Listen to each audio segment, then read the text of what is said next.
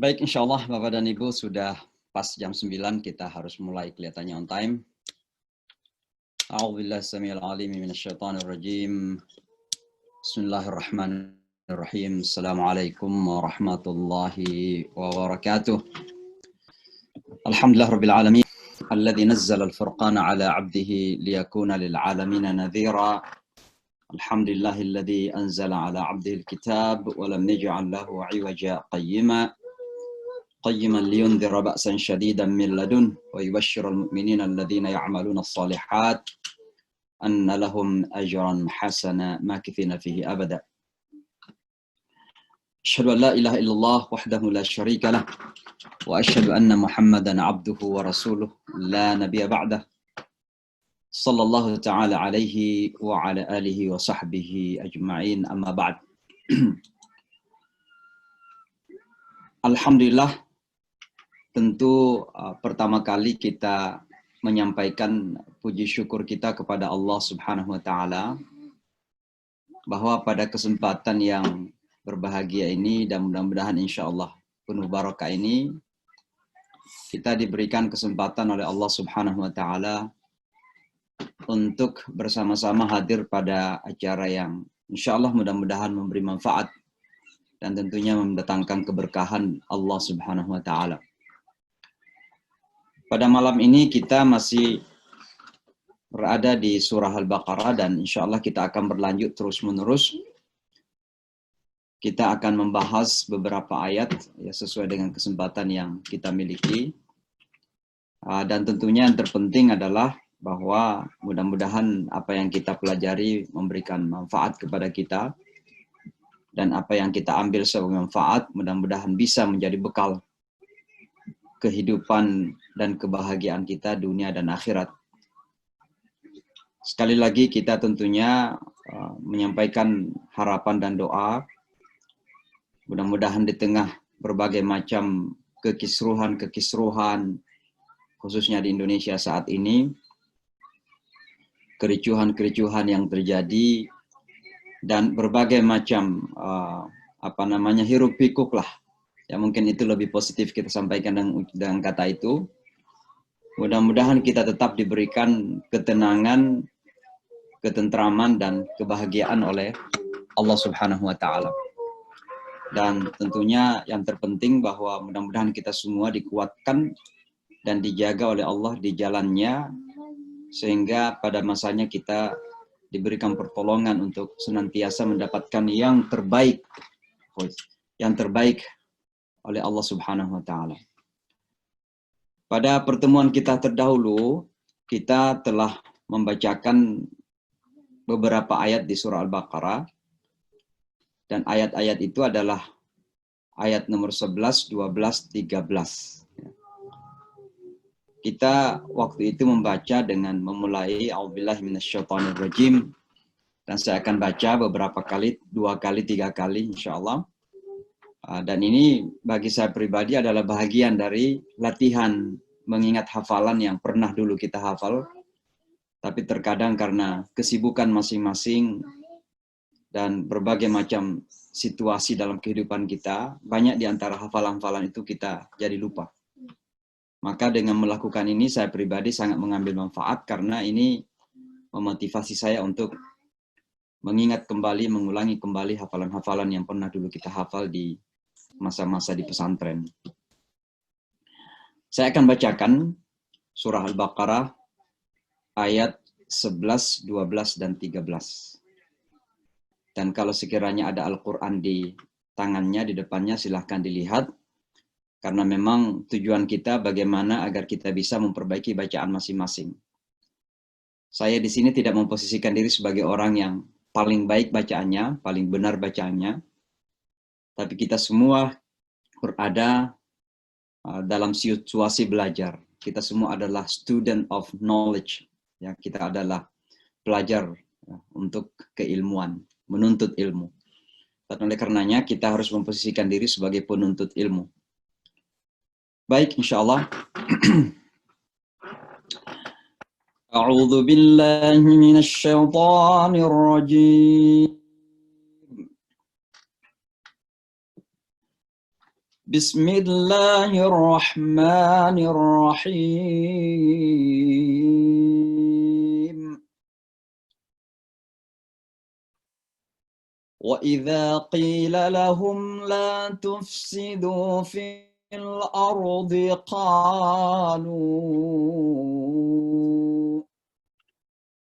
قالوا إنما نحن مصلحون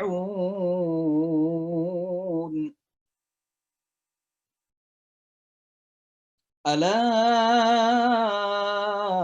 إنهم هم المفسدون ولكن لا يعلمون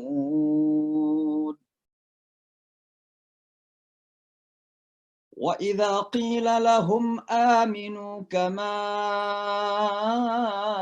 آمن الناس قالوا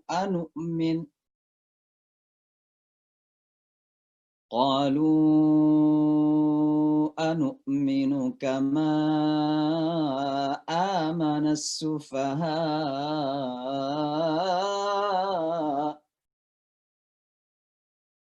ألا إنهم هم السفهاء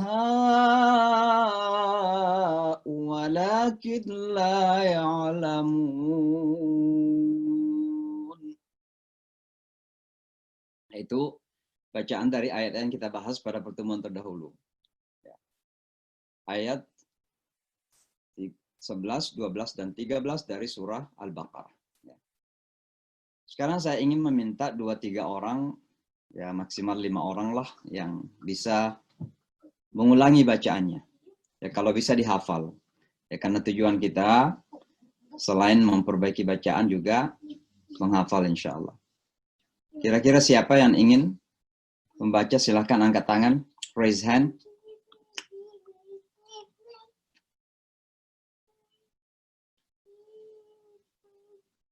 Kalau enggak, saya minta Ibu Rifa aja kalau begitu. Silakan Bu, di-unmute.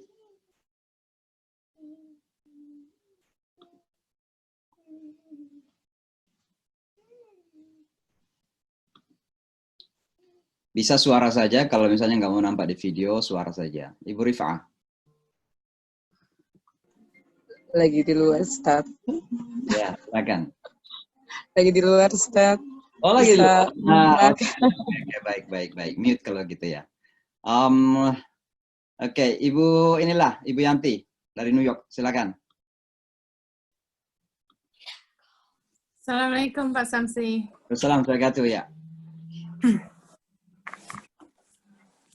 أعوذ بالله من الشيطان الرجيم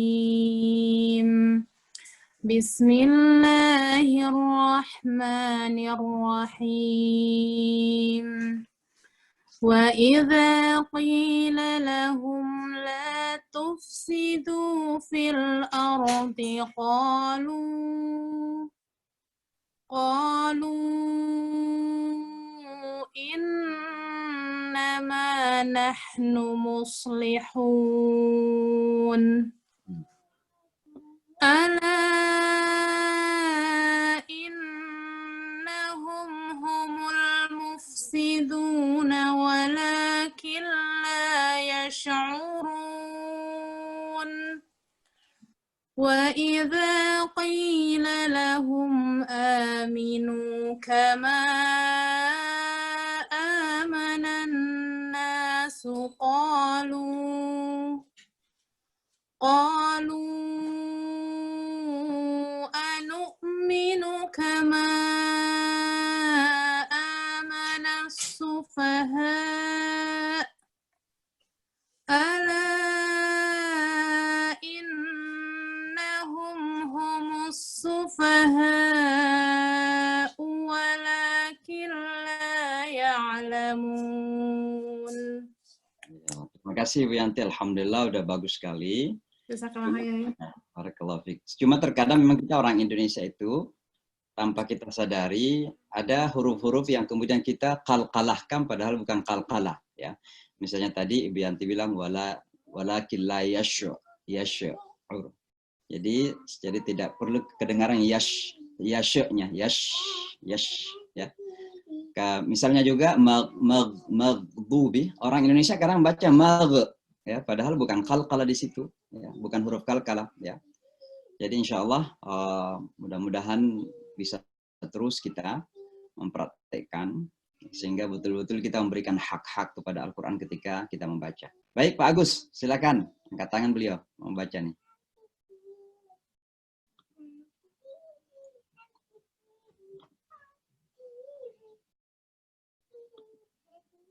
Ayo, di unmute. Pak Agus.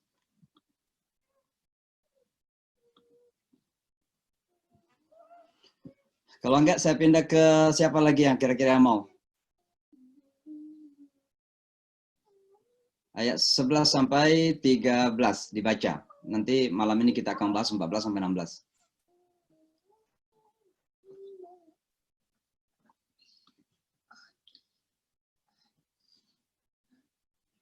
Bu Fauzia coba. Bu Fauzia coba.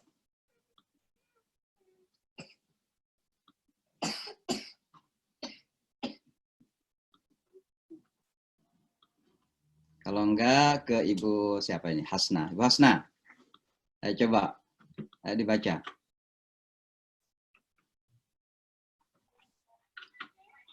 Siapa? Oh, Ibu Fauzia. Wa isa qila lahum aminu kama. Ya, ayat sebelumnya, Bu, ya. Wa idza qila lahum la tufsidu. Oh iya, sorry Pak. Wa isa qila lahum la tufsidu fil ard qalu innama nahnu muslihun. Ala dibaca sampai 13 ya? Iya.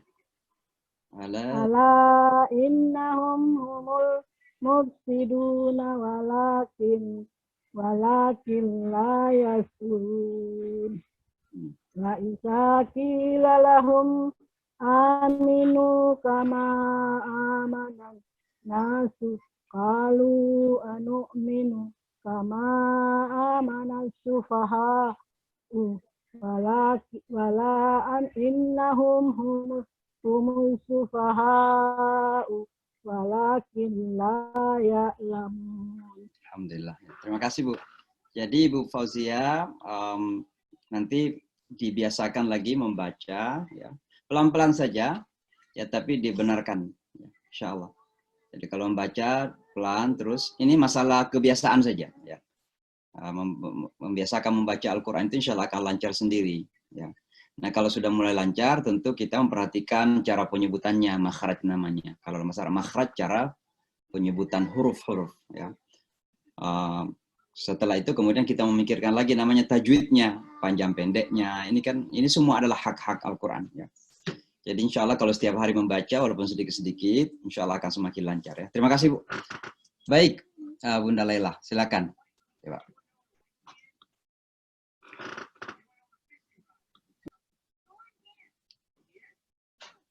Ayo, di-unmute. Syaitanir rajim.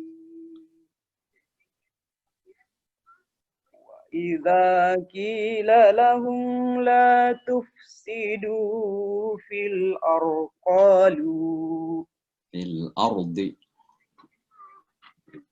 wa idza qila lahum la tufsidu fil ardi qalu innama nahnu muslihun.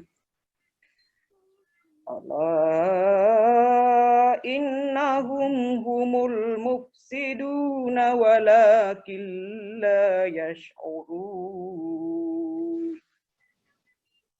Wa idza qila lahum aminu kama amanan nasu qalu anu'minu kama آمن السفهاء ألا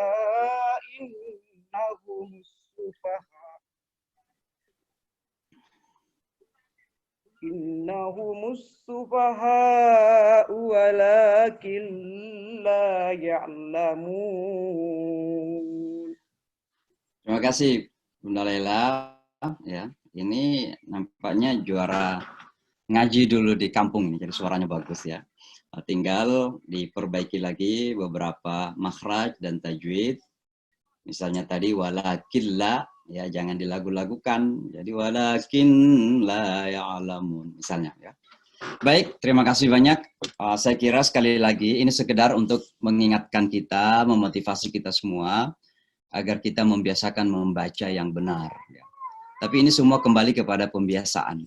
Jadi kita biasakan saja dalam sehari 2-3 ayat, tidak perlu terlalu banyak. Yang penting ketika kita membaca itu satu, ya kita baca dihayatin ya supaya kita dapat rahmah. Ya tentu itu penting. Dapat rahmah, dapat tentu pahalanya, dapat keberkahannya.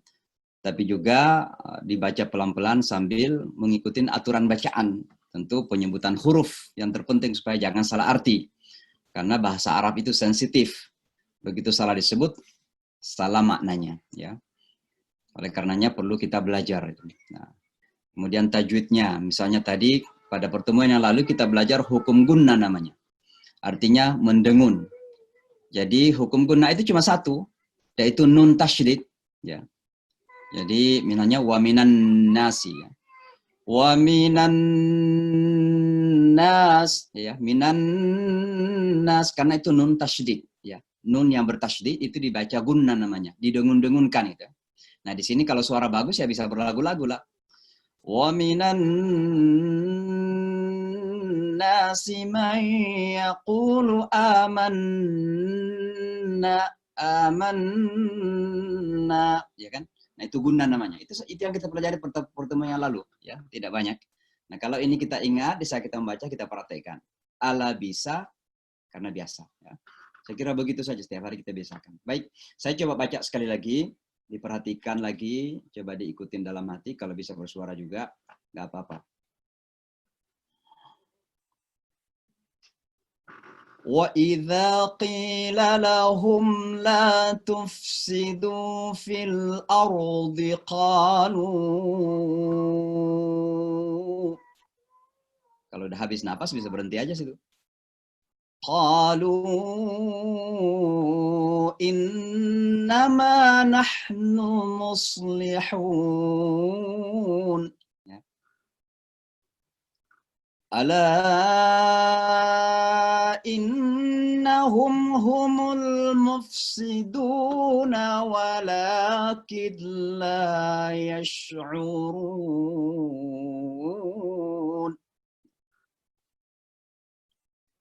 وَإِذَا قِيلَ لَهُمْ آمِنُوا كَمَا آمَنَ النَّاسُ قَالُوا أَنُؤْمِنُ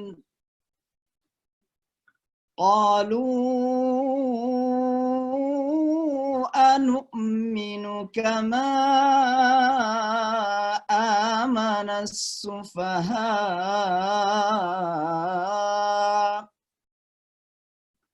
ألا إنهم هم السفهاء ولكن لا يعلمون. Ya, kira-kira begitu Bu ya. Jadi kalau ada yang saya panjangkan tadi, misalnya ala innahum itu punya hukum tersendiri. Nanti kita kalau belajar ada masanya kita belajar. Ada yang kita harus memang dipanjangkan, ada yang bisa pilihan.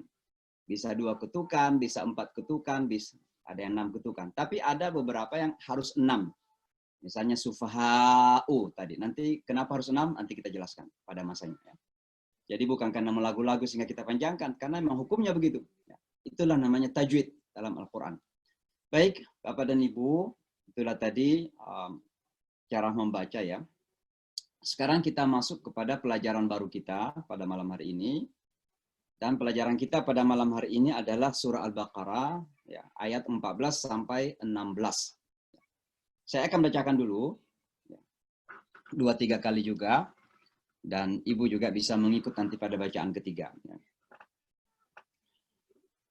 A'udzu billahi minasy syaithanir rajim. Bismillahirrahmanirrahim. Wa idza laqul ladzina amanu qalu amanna. وَإِذَا خَلَوْا إِلَى شَيَاطِينِهِمْ قَالُوا إِنَّا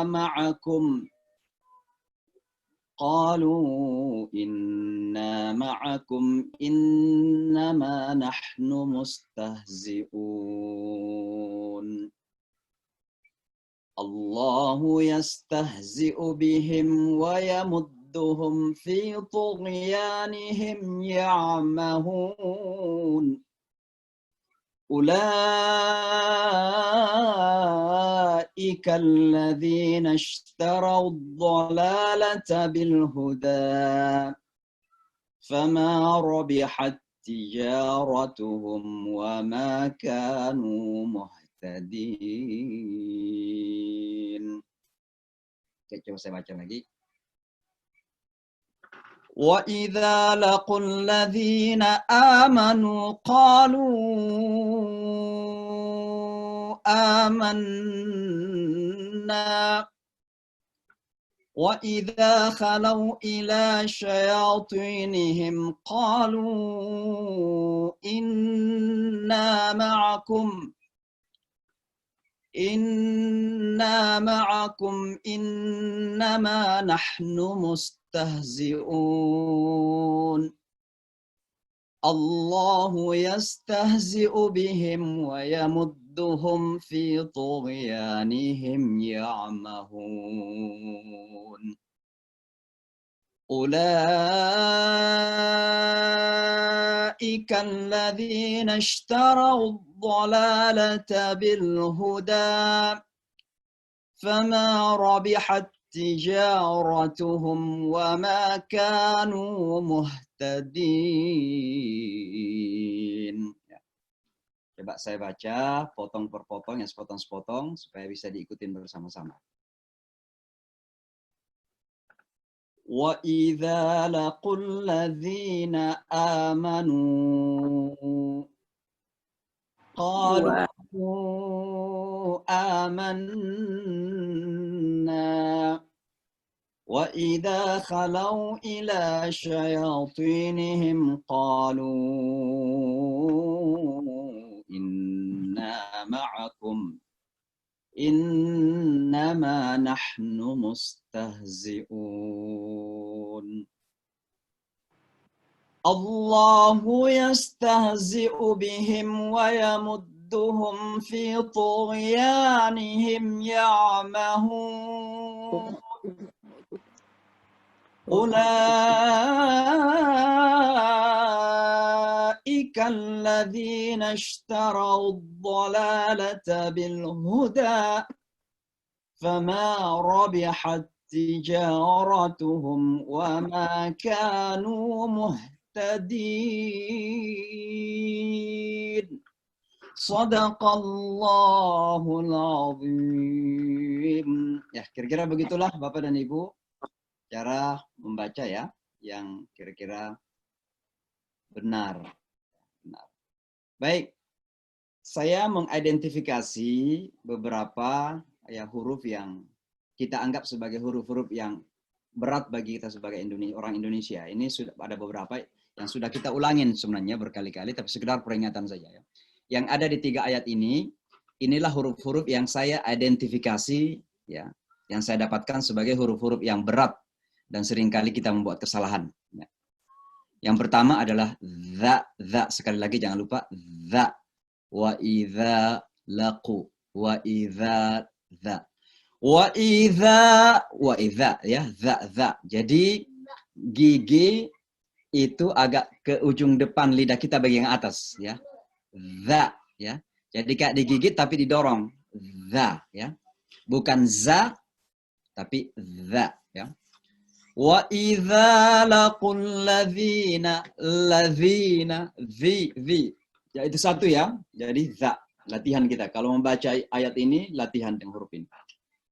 Kemudian qaf, qaf. Sekali lagi itu bahagian tenggorokan kita paling atas ya. Sebenarnya ujung lidah kita yang di dalam ya.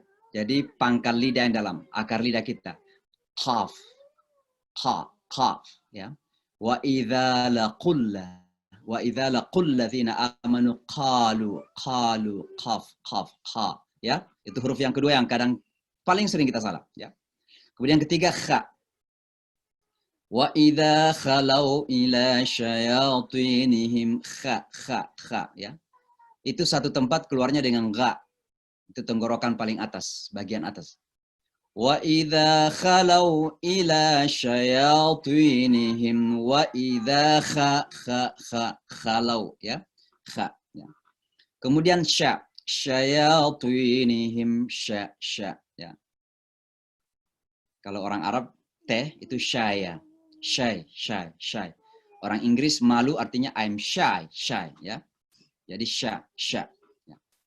Saya kira orang Amerika juga kalau kita bahasa Inggris selalu kita mengatakan I'm shy, nggak paham juga apa maksudnya. Jadi harus shy, I'm shy. Ya. Shame. Ya, shame artinya malu. Ya. Orang yang tidak punya malu, he doesn't have any shame. Ya. Sya. Ya. Kemudian yang selanjutnya ta. Ya. Ta. Wa yamudduhum fi tughyanihim ya'mahun. Ta. Ya. Kemudian ain. Ya, sudah sering kita ulangi. Ya, ain ya. Ha ada kha tadi yang di atas pakai titik, ada ha ini di tengah, tenggorokan yang tengah.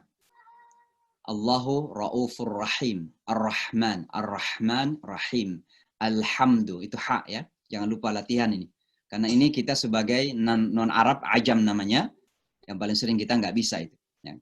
Semua kita itu adalah ha saja. Kemudian selanjutnya adalah za. Ya, Zain. Ya, Pak Zain. Pak Zainuri ya. Atau idza zilzalatil ardu zilzalaha.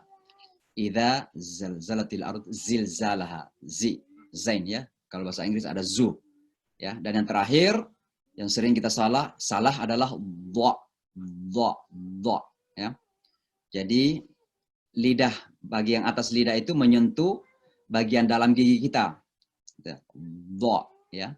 Waladhdallin ya. Semua ini ada di ayat-ayat tersebut di atas. Sehingga saya sengaja ya menuliskan kembali karena semua huruf-huruf tadi itu ada di 3 ayat ini ya.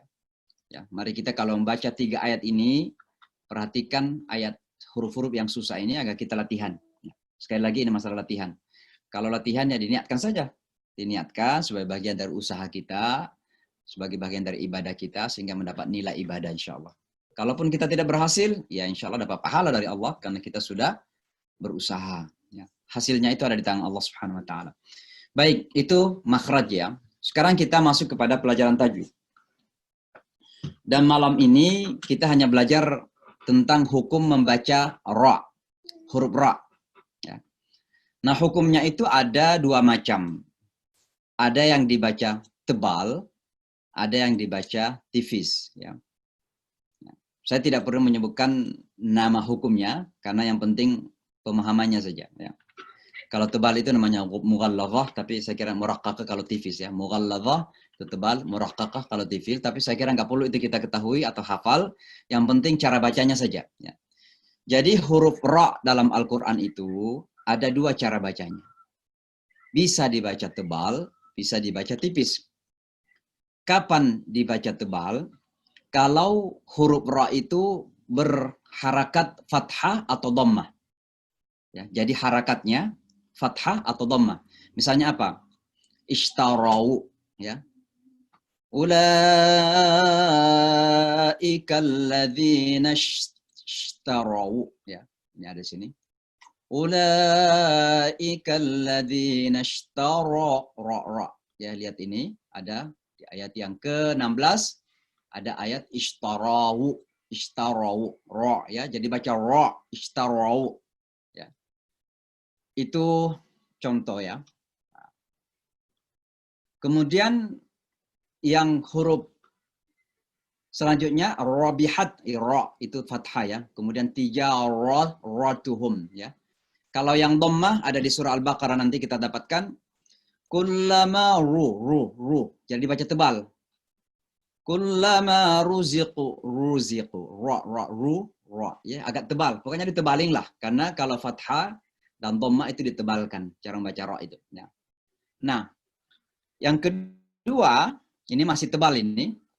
Ketika dhammah itu sukun atau huruf mati ya, r ya, huruf mati. Dilihat hukum huruf yang sebelumnya.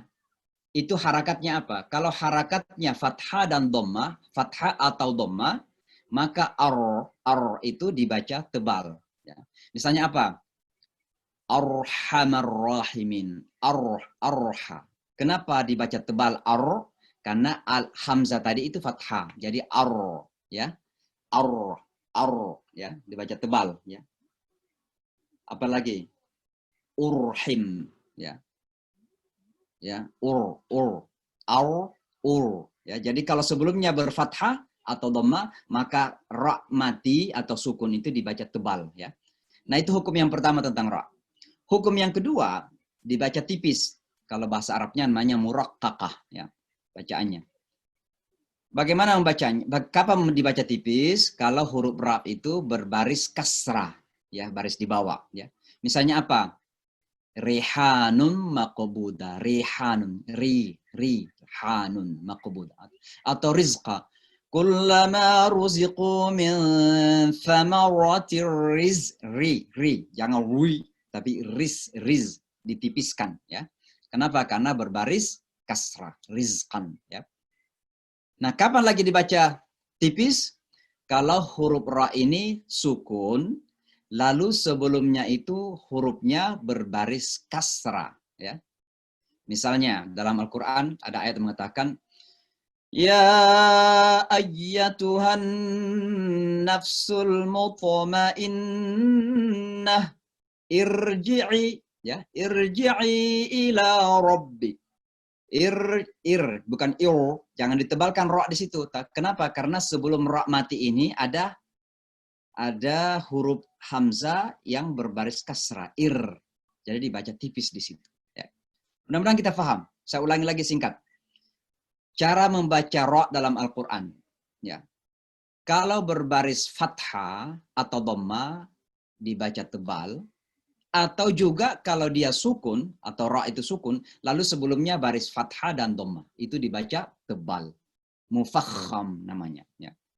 Itu satu. Jadi baca tebal, kalau memang berbaris fathah atau dhamma, atau sukun, huruf mati, tapi sebelumnya dhamma atau fathah. Ya. Dibaca tebal. Ra, ru, ra. Atau arhamar rahimin. Arhamar rahimin. Ya. Nah, itu yang satu. Yang kedua, dibaca tipis. Kapan? Kalau ra itu berbaris kasrah. Ya, misalnya rizqan.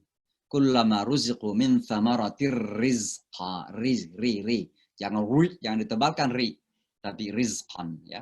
Kalau baris kasrah. Atau ra mati atau sukun sebelumnya berbaris kasrah. Itu dibaca tipis juga. Ya. Jadi simpel, sederhana sebenarnya hukum tajwid ini. Ya. Malam ini kita hanya belajar cara membaca ra ini, ya, huruf ra dalam Al-Quran ya. Nah, ini sederhana sebenarnya, diingat-ingat saja. Tidak perlu tahu namanya, juga sebenarnya teorinya tidak perlu terlalu kita hafal. Yang penting ketika membaca dipraktekkan. Ya. Saya kira begitu tentang bacaannya. Nah, sekarang kita masuk kepada makna kalimat-kalimat yang ada di 3 ayat ini. Saya tidak menuliskan lagi beberapa kata yang sudah kita terjemahkan, ya. Tapi nanti saya akan kembali kepada ayat ya.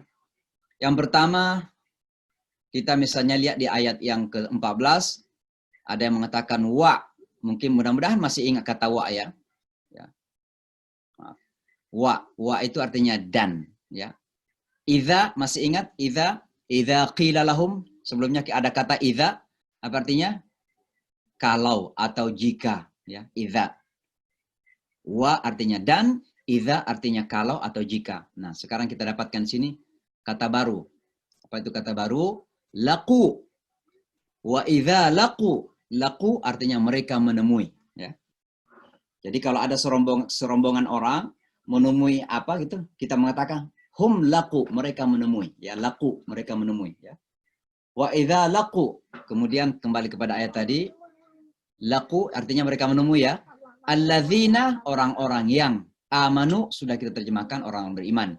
Qalu sudah kita terjemahkan mereka berkata, amanna, kami beriman, ya.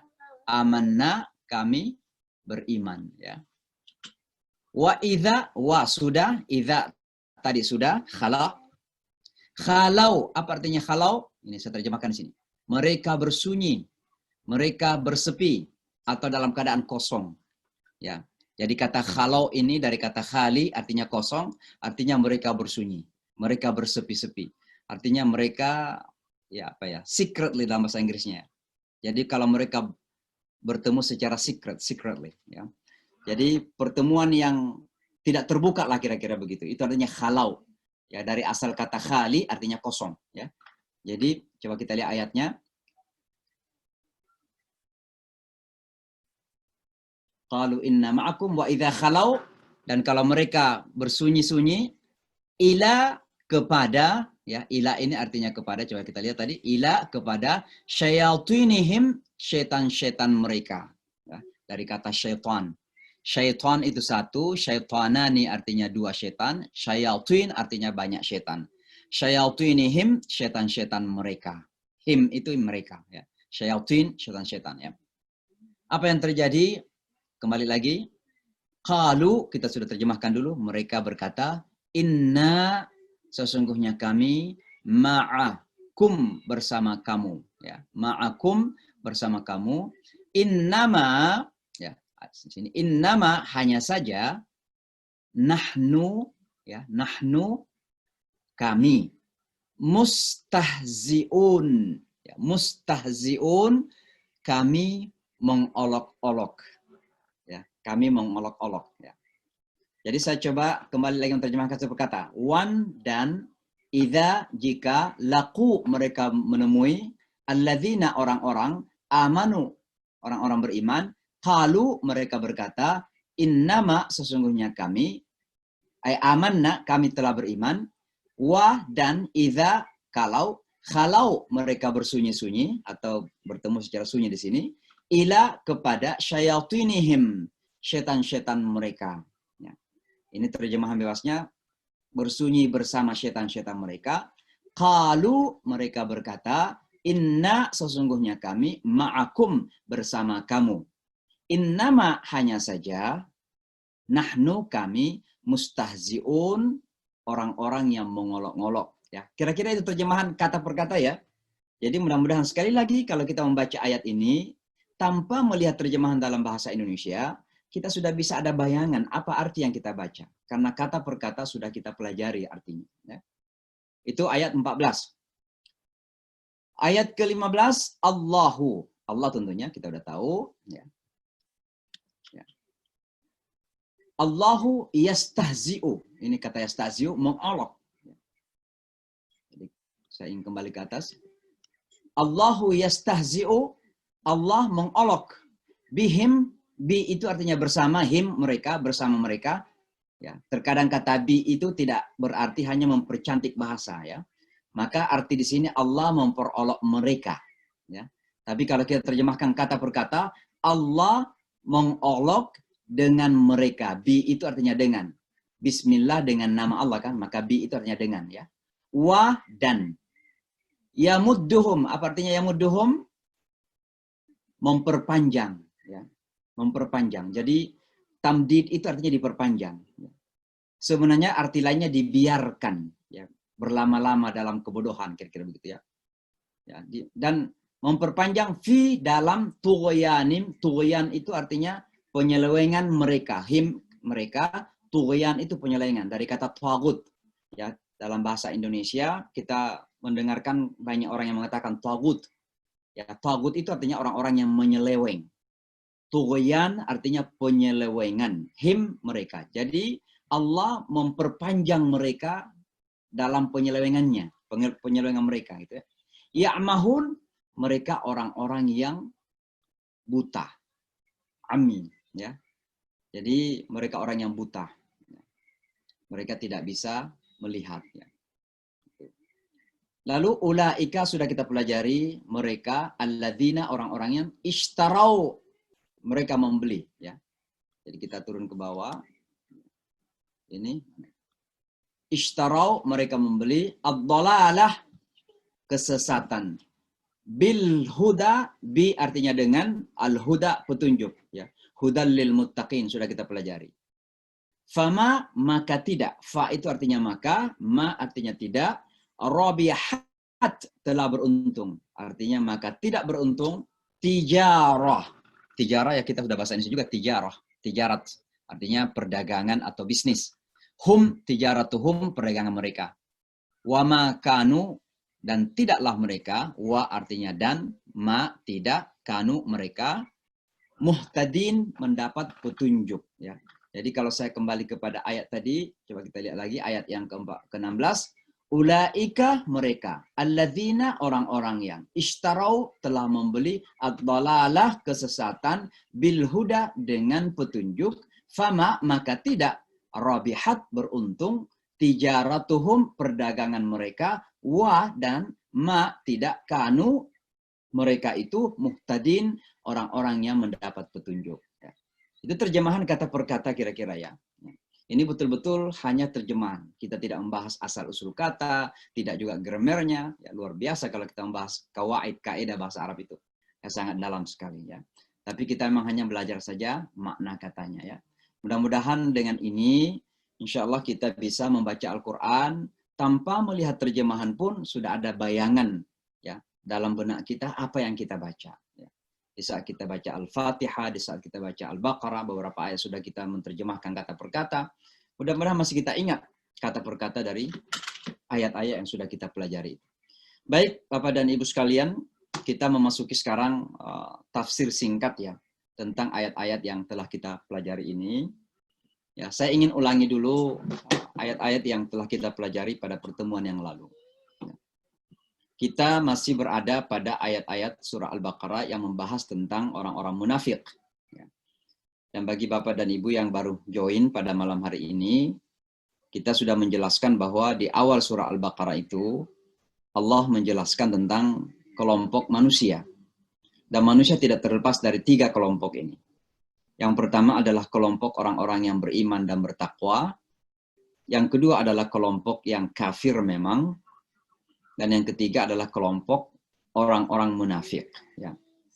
Dan kita pada pertemuan tentang orang kafir, kita sudah menjelaskan bahwa kata kafir ini adalah sebuah kata yang sebenarnya tidak perlu dipolemikkan. Ya. Karena itu adalah istilah baku dalam Al-Quran. Maka kalau ada orang Islam yang menolak kata kafir, hati-hati. Karena itu berarti menolak sebuah kata yang baku dalam Al-Quran. Dan konsekuensinya besar. Ya, saya tidak berani menyebutkan apa konsekuensi itu. Tapi kalau kita menolak sesuatu yang sudah baku dalam Al-Quran, itu sangat berbahaya. Ya. Maka kata kafir itu adalah diartikan orang-orang yang tidak seiman. Ya. Kita pun kafir kepada agama orang lain. Dan mereka punya hak untuk memanggil kita orang kafir. Kalau memang mereka mau pakai istilah itu, nggak apa-apa kok. Ya. Saya tidak tersinggung kalau saya dipanggil kafir sama orang Hindu. Karena saya memang kafir kepada patung-patung itu. Ya. Saya tidak perlu tersinggung kalau teman-teman Kristiani memanggil saya kafir. Kenapa? Karena saya memang kafir kepada ketuhanan yang mereka yakini. Bahwa Isa itu Tuhan. Saya kafir itu. Artinya saya ingkari. Ya. Maka saya tidak perlu tersinggung. Maka harapan kita, teman-teman kita yang non-muslim juga, tidak perlu tersinggung dengan kata-kata ini. Karena itu sebuah pengistilahan untuk menjelaskan tentang sikap iman. Ya. Tentang karakter akidah daripada seseorang. Ya. Walaupun kita sebagai umat Islam, kita ingatkan diri kita bahwa kata ini jangan kita pakai untuk nyakitin orang, menghina orang, merendahkan orang. Nggak perlu. Ya. Ini sebuah pengistilahan yang Allah berikan dalam Al-Quran. Dan kita harus terima sebagai bagian dari keimanan kita. Maka jangan lagi kita tolak, karena ini kata baku sekali lagi. Bahkan tidak perlu sebenarnya diperdebatkan. Orang yang kemudian mempolemikkan ini seolah-olah sudah tidak ada kerjaan. Karena ini orang kafir ya. Dan sekarang kita masuk pada orang munafik, dimulai dari ayat berapa ya, ayat 8 itu. Ya, sampai sekarang ini ayat 14, 15, 16 masih membahas tentang orang-orang munafik. Ya. Pada pertemuan kita lalu, Al-Quran menjelaskan tentang ciri-ciri orang yang munafik. Ya. Di antaranya adalah bahwa mereka itu adalah orang-orang yang berperilaku merusak. Berperilaku merusak, tapi justru mereka itu tidak saja tidak sadar bahwa mereka merusak, justru mengaku sebagai melakukan perbaikan.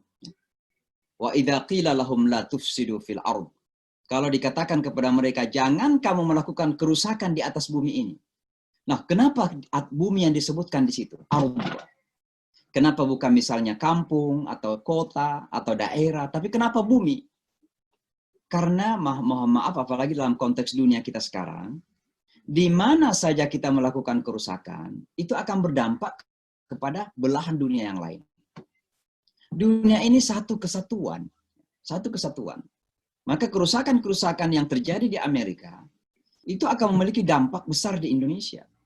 Dan kerusakan-kerusakan yang dilakukan di Indonesia, itu juga akan memiliki dampak besar di Amerika. Maka Al-Quran menyebutkan, dan ini bagian dari mukjizat Al-Quran.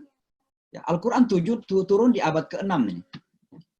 Tapi Al-Quran sudah menggambarkan bahwa bagaimana dunia kita suatu ketika, itu akan menjadi satu kesatuan yang tidak terpisahkan. Sebuah perilaku manusia yang dilakukan di Eropa, memiliki dampak di Afrika, memiliki dampak di Asia, memiliki dampak di kota-kota dan kampung-kampung kita. Itulah dunia kita sekarang ini.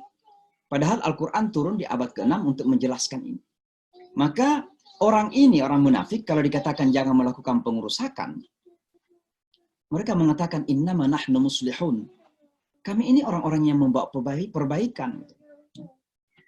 Al-Quran mengatakan, ala innahum hum mufsidun, walakin la yash'urun. Mereka ini pengerusak. Kenapa pengerusak? Karena dalam hatinya sudah ada kerusakan, ada penyakit.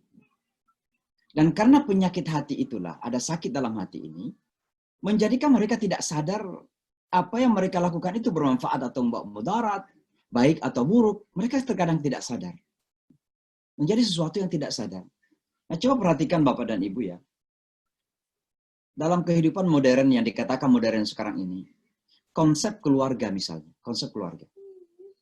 Bagaimana di Amerika begitu dibanggakan ketika ada orang yang menikah, mohon maaf ini, sesama jenis, lalu kemudian mengangkat anak, adopsi.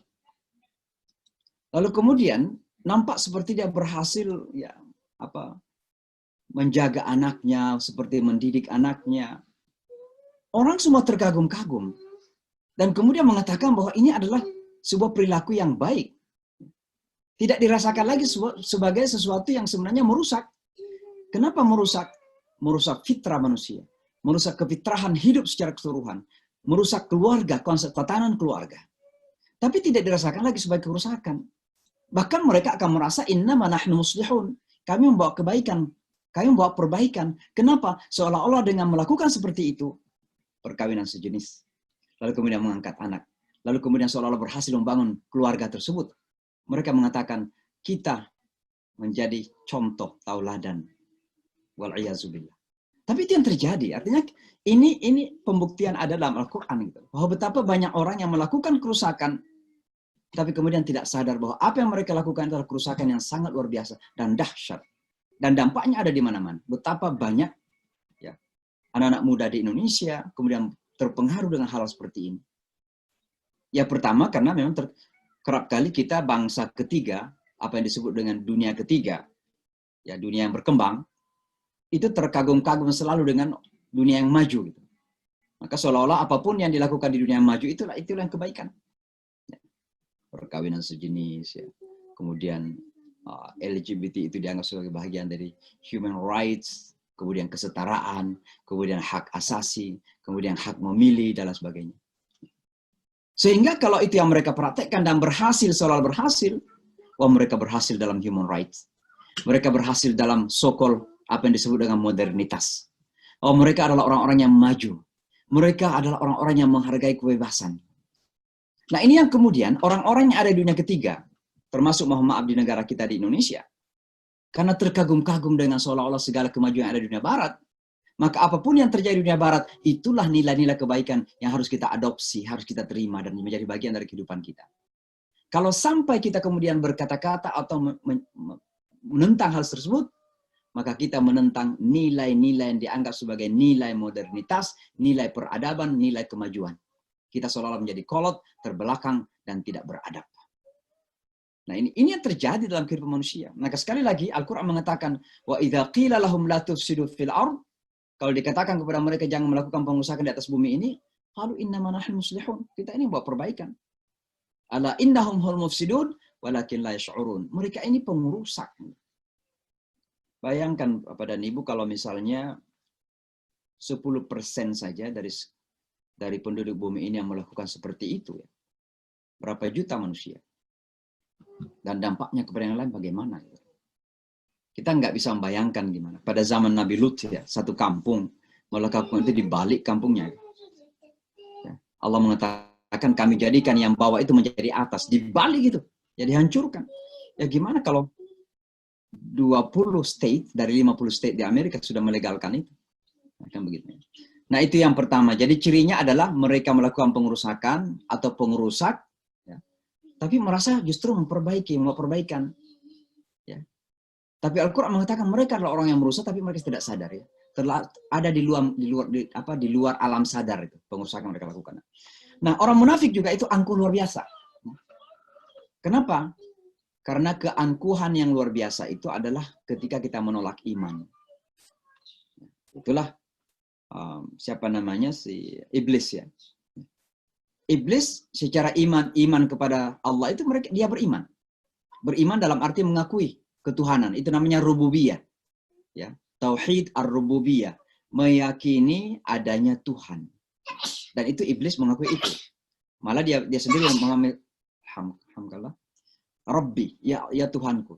Berarti iblis itu manggil Allah sebagai Tuhannya, ya Tuhanku. Rabbi akhirni ila yaumi yub'atsun. Wahai Tuhanku, lambatkan kematianku sampai hari kiamat. Sampai dunia ini akan kiamat, berikan saya kepada kesempatan untuk hidup.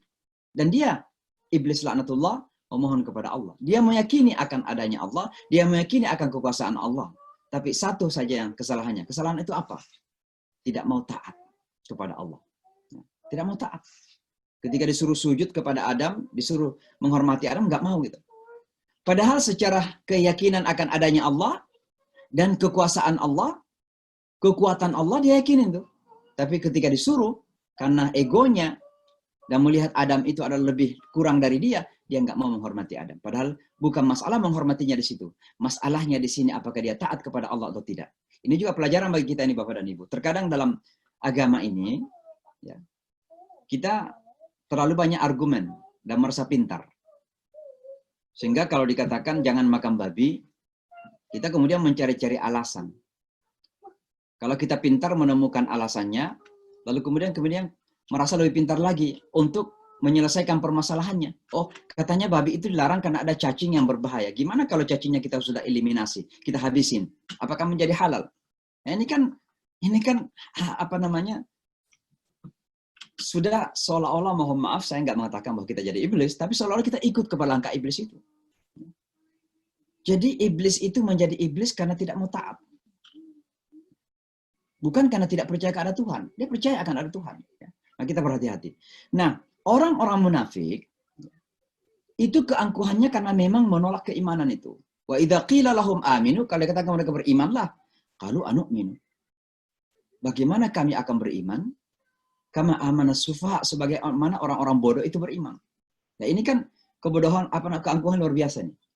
Pertama menolak keimanan, kedua melihat orang-orang yang beriman itu sebagai orang bodoh. Dan ini kerap kali terjadi. Kerap kali terjadi. Ada orang yang melihat kepada orang-orang yang beriman, yang taat kepada agama, yang punya komitmen dalam beragama, justru dianggap sebagai orang-orang yang mohon maaf agak terbelakang. Tapi kalau kurang taat, oh, itulah orang yang maju.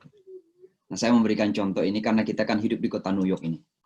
Dan kita sering diundang dalam ragam acara resepsi. Apalagi kalau kita berada dalam lingkungan tertentu. Apakah di lingkungan bisnis, lingkungan diplomasi, misalnya seorang diplomat. Lalu kemudian ada acara resepsi hari ulang tahun misalnya, hari kemerdekaan sebuah negara. Lalu kita diundang, pasti di sana disiapkan yang namanya bir, disiapkan namanya wine, kan begitu. Nah, orang kadang merasa kurang bergaul, kurang pergaulan, tidak maju dalam pergaulan, kalau nggak ikut minum gitu. Dan orang yang tidak minum itu bertahan gitu, dianggap tidak maju dalam pergaulan. Ya kurang fleksibel atau kurang bergaul lah kira-kira begitu. Ini orang kok kaku ini dalam pergaulan. Kan begitu kira-kira. Nah ini kan seolah-olah kita mengatakan orang beriman itu bodoh. Gitu. Orang yang taat dalam keimanan itu bodoh. Orang yang punya komitmen kepada Islam itu bodoh. Nah ini kan sama ini, orang yang mengatakan seperti itu. Anuk minu kama amana sufaha. Ngapain kami tidak minum sebagaimana orang-orang yang agak kaku dalam pergaulan, terbelakang dalam pergaulan, kan gitu kira-kira. Padahal kata Al-Quran, mereka adalah ulaika humus sufaha walakin la ya'lamun. Mereka adalah orang yang bodoh, tapi mereka berada dalam kebodohan yang paling dalam, paling besar. Kenapa? Kebodohan yang terbesar dalam kehidupan manusia adalah kebodohan yang tidak disadari sebagai kebodohan. Atau bodoh tapi merasa pintar. Itu adalah kebodohan yang paling berbahaya. Ini yang lalu ya kita pelajari. Sekarang kita masuk pada pelajaran malam ini. Ya. Ayat 14 itu ada beberapa pelajaran yang harus kita coba pelajari secara singkat. Yang pertama, orang-orang munafik itu tidak menutup diri untuk bergaul dengan orang-orang yang beriman. Makanya kerap kali ya kita dalam pergaulan kita sebagai orang beriman itu di masjid, bahkan sekalipun di masjid, ya ada orang-orang seperti itu. Ada orang seperti itu.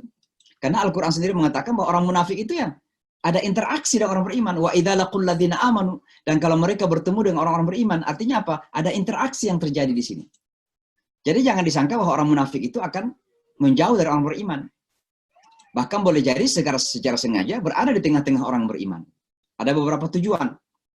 Nah ini kan ada cerita pada zaman Nabi, saya nggak menyebutkan kelompok agama, ya. Tapi ada kelompok agama tertentu di Madinah, itu putus asa gitu.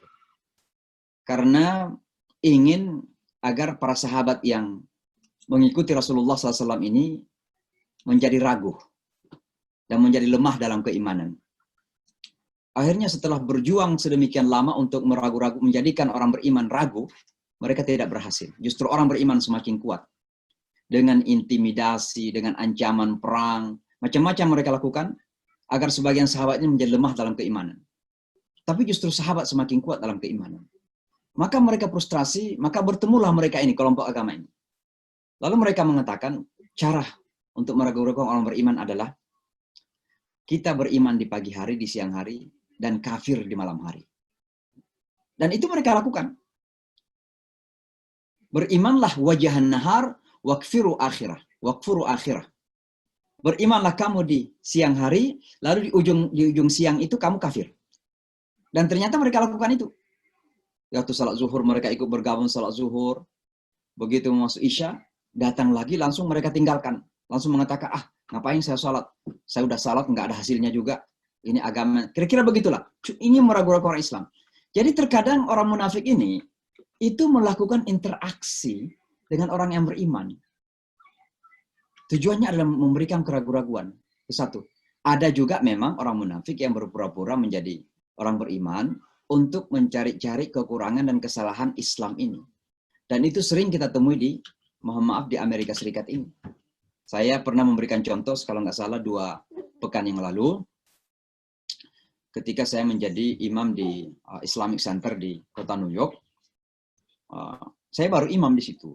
Tiba-tiba ada orang putih yang kemudian saya kira mu'alaf ya. Karena sudah mulai tumbuh janggutnya panjang, kemudian setiap hari datang ke masjid pakai jubah, bahkan seringkali yang bawa tasbih ya.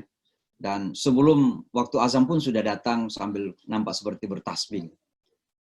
Lalu mulai dia datang kepada saya dan mengatakan, ya, bagaimana mencoba menyebutkan penderitaan teman-teman kita, saudara kita di Afghanistan ketika itu. Coba perhatikan katanya saudara kita di Afghanistan. Bagaimana mereka dibom, bagaimana kehidupan mereka menderita. Setelah itu kemudian dilanjutkan lagi. Seharusnya kita orang Islam ini mulai melakukan sesuatu. Saya katakan, ya udah doakanlah. Dia katakan, dia pintar, mereka pintar. Ya doa didoakan. Tapi kan kalau doa tanpa ikhtiar kan juga kita masih terancam tidak melakukan tanggung jawab. Maka dia mengatakan kita harus mulai sebenarnya latihan untuk berperang, kira-kira begitu. Nah, ketika menyebutkan itu, saya sadar bahwa karena tidak mungkin ada orang yang tahu hukum itu akan melakukan seperti itu. Maka sejak itu kemudian saya meminta kepada security bahwa setiap kali orang ini datang, tolong diperhatikan dan kepada siapa saja ngomong. Artinya apa? Memang ada orang-orang seperti ini. Wa idza laqul ladzina amanu. Datang kepada orang beriman, mengaku sebagai orang beriman, bahkan memperlihatkan sebagai orang yang lebih beriman lagi, lebih komitmen Islamnya lagi. Ya. Itu terjadi. Ini non-muslim yang berubah jadi Islam. Ada juga orang Islam yang orang yang memang Islam. Saya masih ingat di daerah Brooklyn di kota New York ini, pernah ada orang Mesir, mohon maaf saya menyebutkan negara. Orang Mesir, luar biasa ngajinya, bagus, panjang janggutnya. Ya. Seringkali dipanggil syekh. Pakai jubah, pakai sorban, segala macam. Tahu-tahu belakangan, ketahuan bahwa dia adalah seorang mata-mata yang sengaja diutus ke masjid-masjid. Inilah orang-orang yang datang berinteraksi dengan orang Islam. Orang-orang munafik seperti ini. Qalu amanna.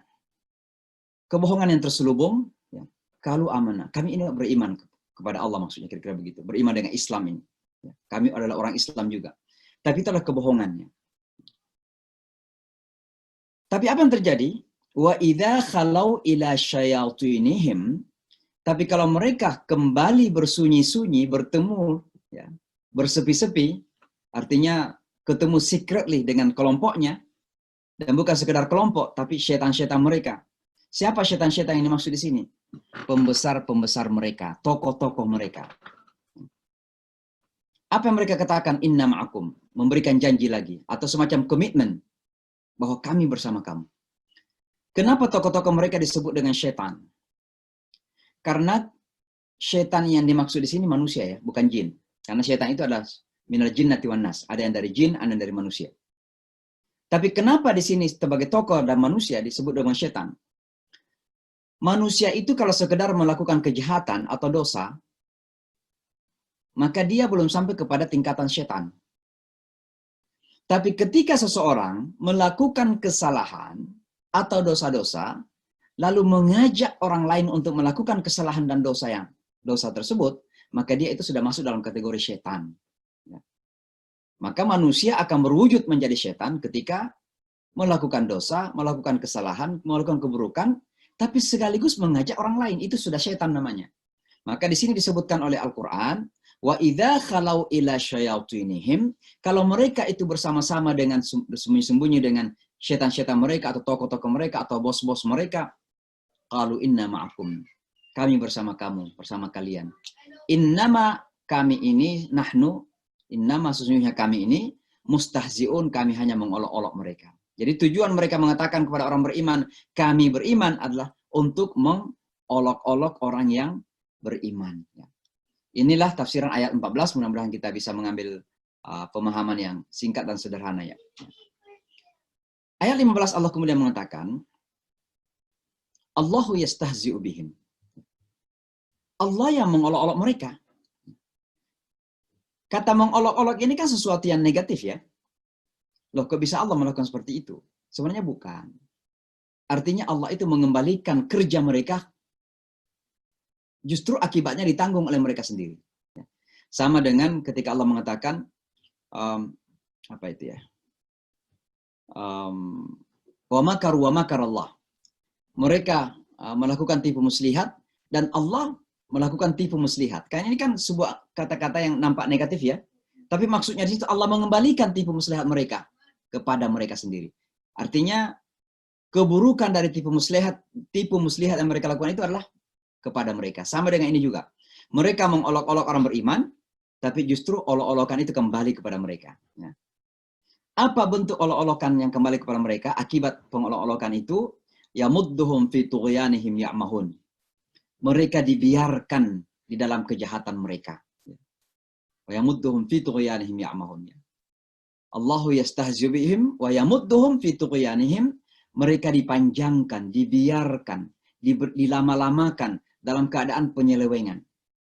Tidak ada keburukan yang paling buruk menimpa manusia lebih daripada ketika mereka melakukan dosa dan mereka tidak bisa keluar dari dosa-dosa itu. Bukan karena melakukan dosa. So, orang bertakwa pun bisa melakukan dosa. Jangan menyangka orang yang bertakwa itu tidak berdosa. Justru tanda-tanda daripada ketakwaan adalah melakukan dosa tapi segera bertaubat. Kan begitu. Alladzina idza fa'alu fahishatan aw dhalamu anfusahum dzakarullah fastaghfiru lidzunubihim. Orang bertakwa itu kalau melakukan dosa atau melakukan kejahatan, mereka ingat Allah dan segera melakukan istighfar, taubat kepada Allah. Orang bertakwa melakukan kesalahan, melakukan pelanggaran. Tapi orang yang diolok-olok oleh Allah di sini, yamudduhum fi tughyanihim, mereka diberikan dilama-lamain gitu dalam kejahatan itu. Dibiarkan berlama-lama dalam kejahatan. Dan semakin mereka berlama-lama, apa yang terjadi? Ya'mahun, semakin mereka buta terhadap realita. Semakin orang banyak berdosa dan lama dalam dosa itu, maka hatinya itu semakin tertutup. Dan kalau hati itu tertutup, maka itu sama dengan buta dalam melihat mana yang benar, mana yang salah. Mana yang baik, mana yang tidak baik. Dan itu yang terjadi dalam kehidupan manusia. Kalau kita melihat dalam kehidupan manusia saat ini, terkadang yang baik justru lihat buruk. Yang buruk lihat baik, terbalik-balik itu. Orang kalau komitmen kepada agama dianggap kok nampak seperti nggak maju, seperti yang saya sebutkan tadi itu. Seolah-olah orang yang pintar itu tidak perlu memperlihatkan komitmen kepada keagamaan. Sementara orang yang penuh komitmen kepada agama itu kok dimasukkan ke dalam golongan orang-orang yang secara akal kurang.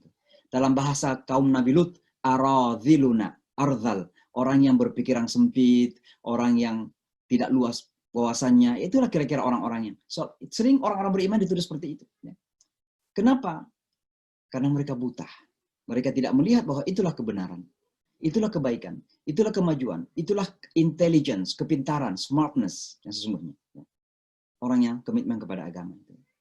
Demikian kalau kita menjaga semua amalan-amalan dalam agama kita ini, kerap kali kita lihat ini kok tidak tidak luas dalam pergaulan. Gitu. Atau misalnya orang yang menjaga istiqamah di dalam agama saja, jangankan dilihat sebagai orang terbelakang, mohon maaf ini, justru dituduh berbalik, dituduh justru berbahaya. Maka timbullah istilah-istilah apa? Istilah radikal, ekstrim. Padahal radikalisme, ekstremisme itu bukan karena komitmen kepada agama. Ekstremisme atau radikalisme itu terjadi di saat kita sudah keluar dari batas-batas agama. Misalnya disuruh salat 5 waktu. Karena dia merasa paling hebat dalam beragama, salat 6 waktu. 6 kali dalam sehari semalam. Itu ekstremisme. Misalnya disuruh berdakwah. Tapi berdakwah kan dengan hikmah, dengan hati, dengan rahmah, dengan kasih sayang, pendekatan, persuasi. Dia karena merasa imannya kuat, lalu melihat non-muslim, langsung non-muslim itu dikata-katain misalnya, direndahkan. Nah itu keluar dari batas, itu ekstrim. Jadi segala sesuatu yang kita lakukan di luar dari batas-batas agama yang ada, itulah ekstremisme. Bukan karena komitmen kepada agama, jangan dibalik. Orang karena rajin ke masjid dituduh radikal. Orang karena rajin membaca Al-Quran dituduh radikal. Orang karena menegakkan amar ma'ruf nahi mungkar dituduh radikal. Orang karena ingin melakukan perubahan ke arah yang lebih baik dituduh radikal. Nah, ini kan sangat berbahaya nih. Jadi sekali lagi, ini bagian dari penyakit-penyakit manusia. Mungkin saya kasar kalau mengatakan bahwa ini bagian dari kemunafikan. Ketika kita mudah menuduh sesama muslim yang punya komitmen kepada agama sebagai radikal. Mohon maaf kalau saya menyebutkan seperti itu. Tapi jangan sampai seperti itu. Karena memang ada tendensi radikalisme, kemunafikan yang terjadi, kemudian begitu mudah kita menuduh orang Islam radikal, padahal bukan radikal. Mereka hanya punya komitmen kepada agama. Menjaga agama. Menjaga kebenaran. Melawan kebatilan. Lalu kemudian kita duduk sebagai radikal. Agama Islam itu bukan sekedar sholat 5 waktu. Tapi agama Islam itu adalah waltakum minkum ummatun yad'una ilal khair wa ya'muruna bil ma'ruf wa yanhauna 'anil munkar, itu bagian dari Islam.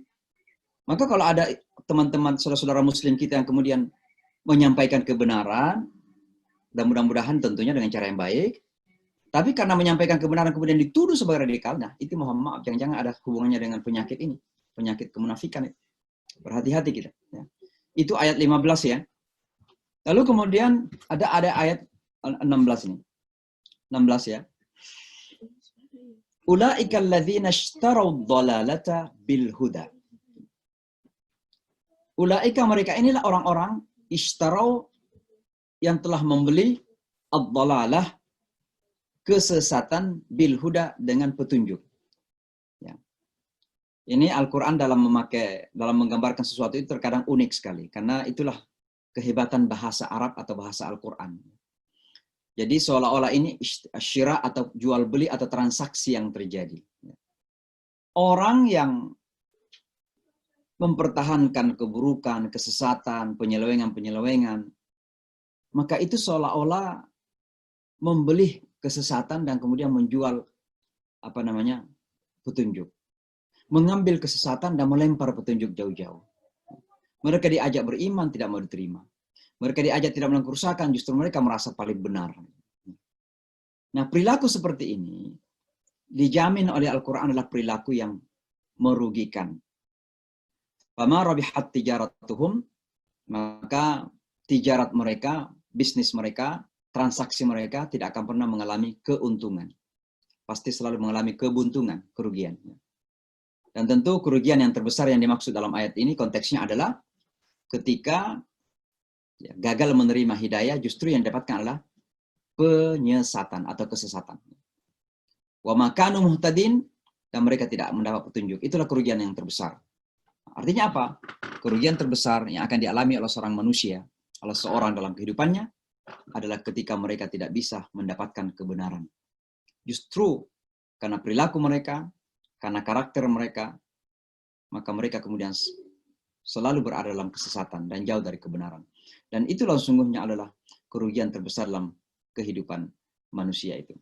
Bapak dan Ibu, mungkin ada satu pelajaran penting juga yang harus kita ambil pada malam hari ini. Dari konteks ayat yang kita pelajari itu adalah bahwa memang antara petunjuk dan karakter dan perilaku kita itu ada relasi yang sangat kuat. Karena sering kita bertanya, petunjuk itu karena kita atau karena Allah? Ya dua-duanya sebenarnya.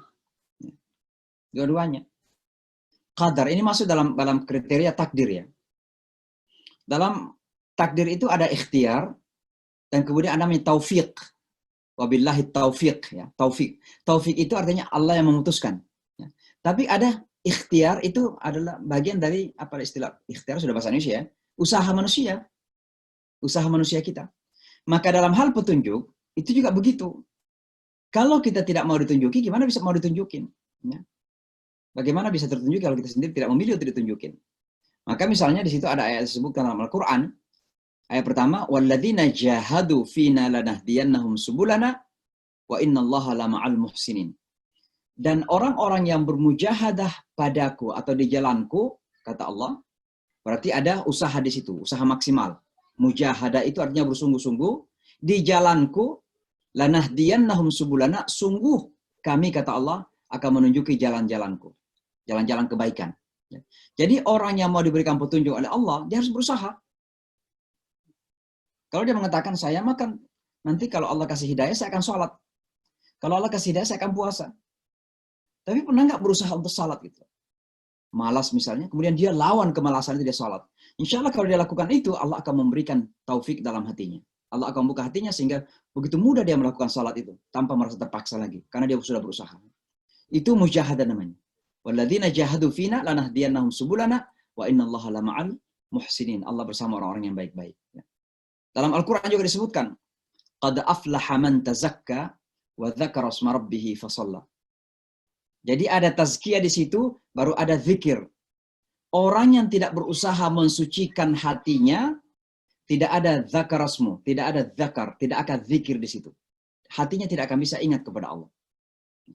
Maka harus ada usaha untuk membersihkan jiwa dulu. Baru ada kemampuan batin untuk ingat kepada Allah. Jadi jangan kemudian mengatakan, nanti kalau Allah kasih saya hidayah, saya kok bisa juga ingat kepada Allah. Masalahnya pernah nggak kita berusaha untuk melakukan tazkiyah, pembersihan jiwa itu. Jadi ini timbal balik yang terjadi ya.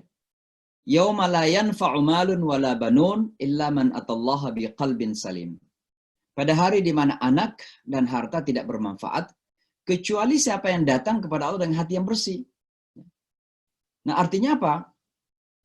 Untuk kita datang kepada Allah dan selamat, maka kita harus berjuang untuk membersihkan hati kita. Ini ada hubungan antara ikhtiar dan takdir tadi. Ikhtiar dan taufik tadi itu. Sama juga dengan Al-Quran. Innahu laqur'anun karim di surah Al-Waqi'ah. Sesungguhnya Al-Quran ini yang mulia, fi kitabim maknun, dalam sebuah kitab yang terjaga dengan baik, la yamassuhu illal mutahharun, tidak disentuh atau tidak menyentuh kecuali orang-orang yang bersih. Makanya orang-orang kita di mazhab Syafi'i kalau membaca Al-Quran biasanya wudhu dulu. Padahal pemahaman tahara di situ, kebersihan di situ bukan sekedar tahara fisik, tapi lebih kepada tahara batin. Artinya apa? Al-Quran tidak akan bermakna kepada kita kalau hati kita kotor. Maka untuk Al-Quran bermanfaat, berfaedah dalam kehidupan kita, kita harus struggle, kita harus berjuang untuk membersihkan hati kita. Nah, ini kita lihat ada hubungannya antara hidayah dan usaha kita. Jadi jangan lagi kemudian kita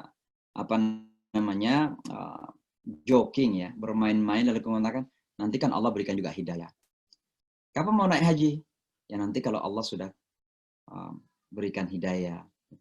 Kok salatnya begitu? Ya udah kan Allah nanti akan berikan juga hidayah. Selalu kok Allah yang kita salahkan gitu. Padahal ada hubungan antara usaha kita, usaha maksimal ya. Dalam kata Al-Qur'an itu mujahadah, ya, perjuangan kita dan hasil yang Allah berikan kepada kita. Maka kalau kita melihat tadi itu orang yang diberikan kesesatan atau berada dalam tuwian penyelewengan yang lama gitu, semuanya karena karakternya sendiri. Karena penyakit hatinya munafik tadi itu. Maka mereka pun dijadikan berlama-lama dalam penyelewengan itu. Tapi kalau seandainya mereka berjuang membersihkan hati dari kemunafikan, maka segera akan dikeluarkan oleh Allah. Dari penyelewengan, dari dosa-dosa yang diberikan petunjuk oleh Allah Subhanahu wa Ta'ala. Saya kira itu Bapak dan Ibu yang kita bisa pelajari pada malam hari ini dari 3 ayat ini.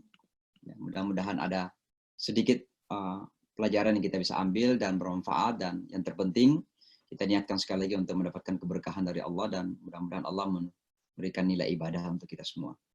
Saya kira demikian, saya akan tutup sharing ini dan saya buka bagi yang mau, kalau ada yang mau komen, mau bertanya, silakan saja. Silakan, bisa di-unmute dirinya sendiri kalau mau. Silakan. Assalamualaikum warahmatullahi wabarakatuh. Assalamualaikum warahmatullahi wabarakatuh. Dari Jogja lagi Ustaz Samsi. Oh iya, silakan Pak, Jogja. Ya, sangat menarik ulasan yang disampaikan Ustaz Samsi itu, mengingat populasi manusia yang bermiliar di dunia ini, oleh Islam cuma digolongkan 3 golongan, yaitu munafik, kafir, dan muslim ya. Apakah ini juga Ustaz Samsi identik dengan nantinya akan imbasnya ke dalam manusia sendiri itu dengan cermin hatinya? Di dalam manusia itu kan ada, Allah memberi modal hati ini. Hati yang di dalam manusia itu apakah bisa diidentikan dengan golongan yang manusia yang tadi Ustaz Sanji sampaikan tadi, di mana hati manusia itu ada yang kolbun marid, kolbun mayit, dan kolbun salim. Itu apakah ada hubungannya? Ketika nanti kita tahu, kita juga akan menjaga jangan sampai kita terjerumus kepada kolbun mayit sehingga kita tidak bisa memperbaiki lagi gitu ya. Pertanyaan yang kedua Ustaz Samsi, ini tentang bahwa manusia itu oleh Allah diberi hak prerogatif di dalam di dunia ini, sehingga pada manusia itu tidak akan yang ada hal yang sama kepada manusia itunya, dan tidak akan ada saudara yang atau manusia yang serupa selain dirinya. Itu bisa bisa dipahami ketika manusia itu secara enteng saja membuka rekening di salah satu bank atau membeli rumah atau membeli mobil, itu pasti manusia itu, seseorang itu akan mendapatkan hanya satu-satunya sertifikat atau surat yang mana dia tidak bisa tidak mau kalau itu ada double sertifikat atau double surat-surat kendaraan katakanlah. Katakanlah kalau misalkan kita berhubungan dengan suatu bank dan kita tanda tangannya itu cuma tanda tangan dia sendiri yang yang bisa mengambil saldo dari bank. Ketika nanti itu dipalsu atau diduplikatnya, dia marahnya. Padahal itu adalah salah satu wujud dari hak prerogatif Allah yang diberikan oleh manusia. Nah, kenapa manusia itu tidak bisa memahami untuk berlaku adil, untuk senantiasa hanya menuhankan satu kepada Allah? Bahwa dirinya sendiri sudah diberi hak prerogatif oleh Allah, tidak ada yang sama. Seharusnya dia berlaku adil untuk tidak menuhankan selain Allah. Nah ini apakah bisa sampai dipahamkan oleh setiap manusia untuk melihat bahwa dirinya sendiri adalah yang diberi oleh Allah, tidak ada yang sama ini. Jadi sifat adil itu apakah juga bisa di manusia ini?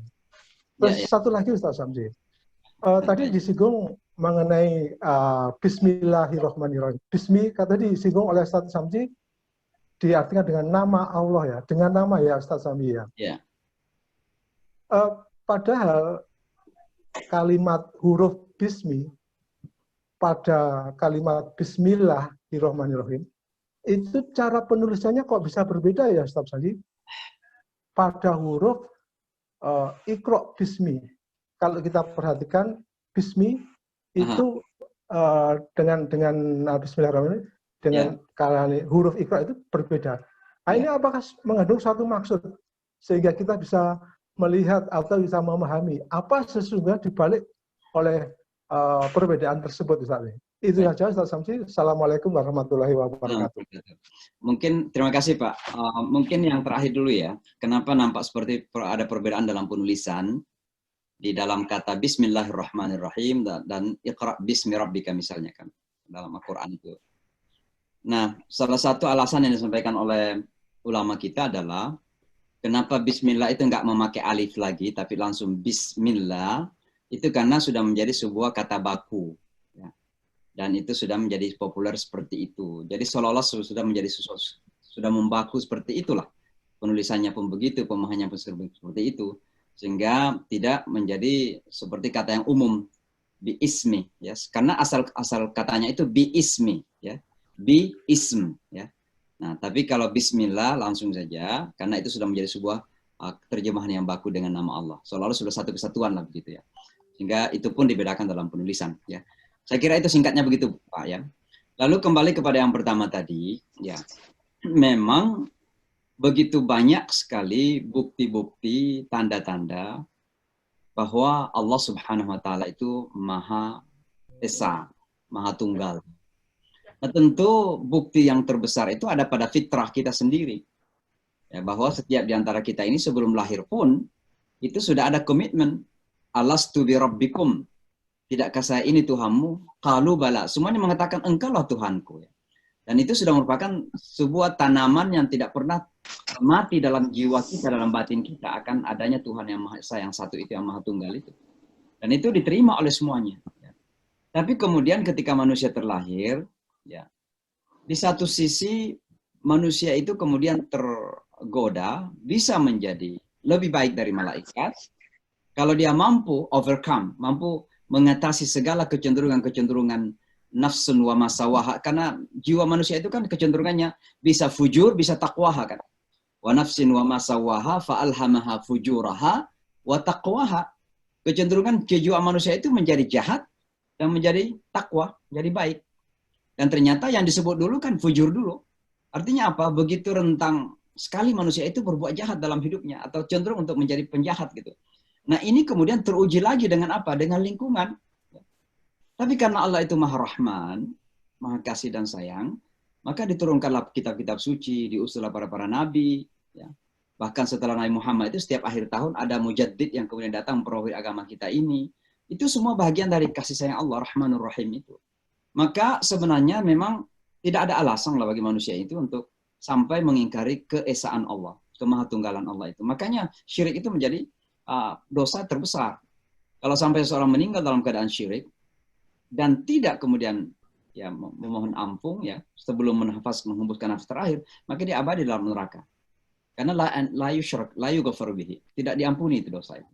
Ya, karena itulah zulum yang terbesar, kezaliman terbesar adalah menyekutukan Allah dalam ketuhanan itu, dalam penyembahan.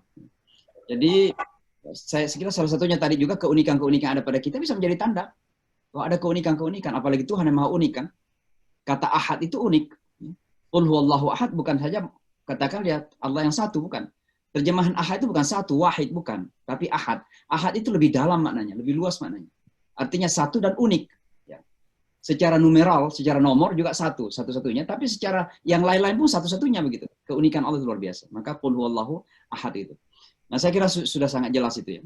Lalu kemudian yang kedua tadi itu apa ya? Saya lupa Pak ya.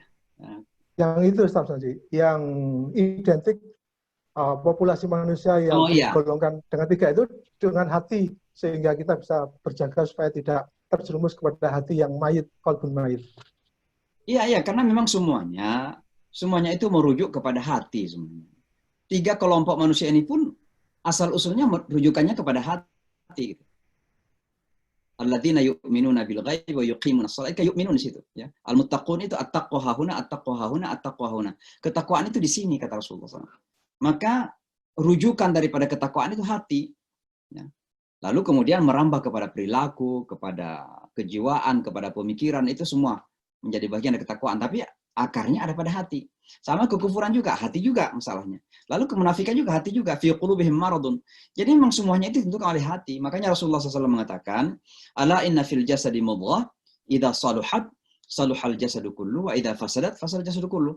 Ada segumpal darah pada diri kita ini, kalau baik, baik semuanya. Kalau rusak, rusak semuanya. Itulah hati, kata Rasulullah SAW. Karena memang manusia itu semuanya ditentukan oleh hati. Maka tiga kelompok manusia ini juga, itu rujukannya kepada hati asal usulnya. Lalu kemudian tanda-tandanya terlihat ya, dalam perilaku kita, dalam cara pandang kita, cara berpikir kita, itu hanya tanda-tanda saja. Tapi rujukannya ada pada hati. Ya. Maka sekali lagi memang hati menjadi perhatian. Makanya Al-Quran itu betul-betul selalu menjadikan hati itu menjadi objek utama sebenarnya. Salat yang kita lakukan itu khusyuk itu kenanya dengan hati. Puasa yang kita lakukan demikian itu kembali kepada hati kita. Saya kira begitu Pak ya. Terima kasih banyak. Baik, silakan. Assalamualaikum Ustaz. Saya Ustaz bisa? Iya, silakan Bu. Assalamualaikum warahmatullahi wabarakatuh. Salam. Alhamdulillah bisa berkomunikasi ini dengan Ustaz Imam Amsi. Jadi saya tertarik dengan pembicaraan tentang hati yang bersih. Bahwa segala sesuatunya itu terfokus pada hati. Begitu tadi ya kira-kira Ustaz.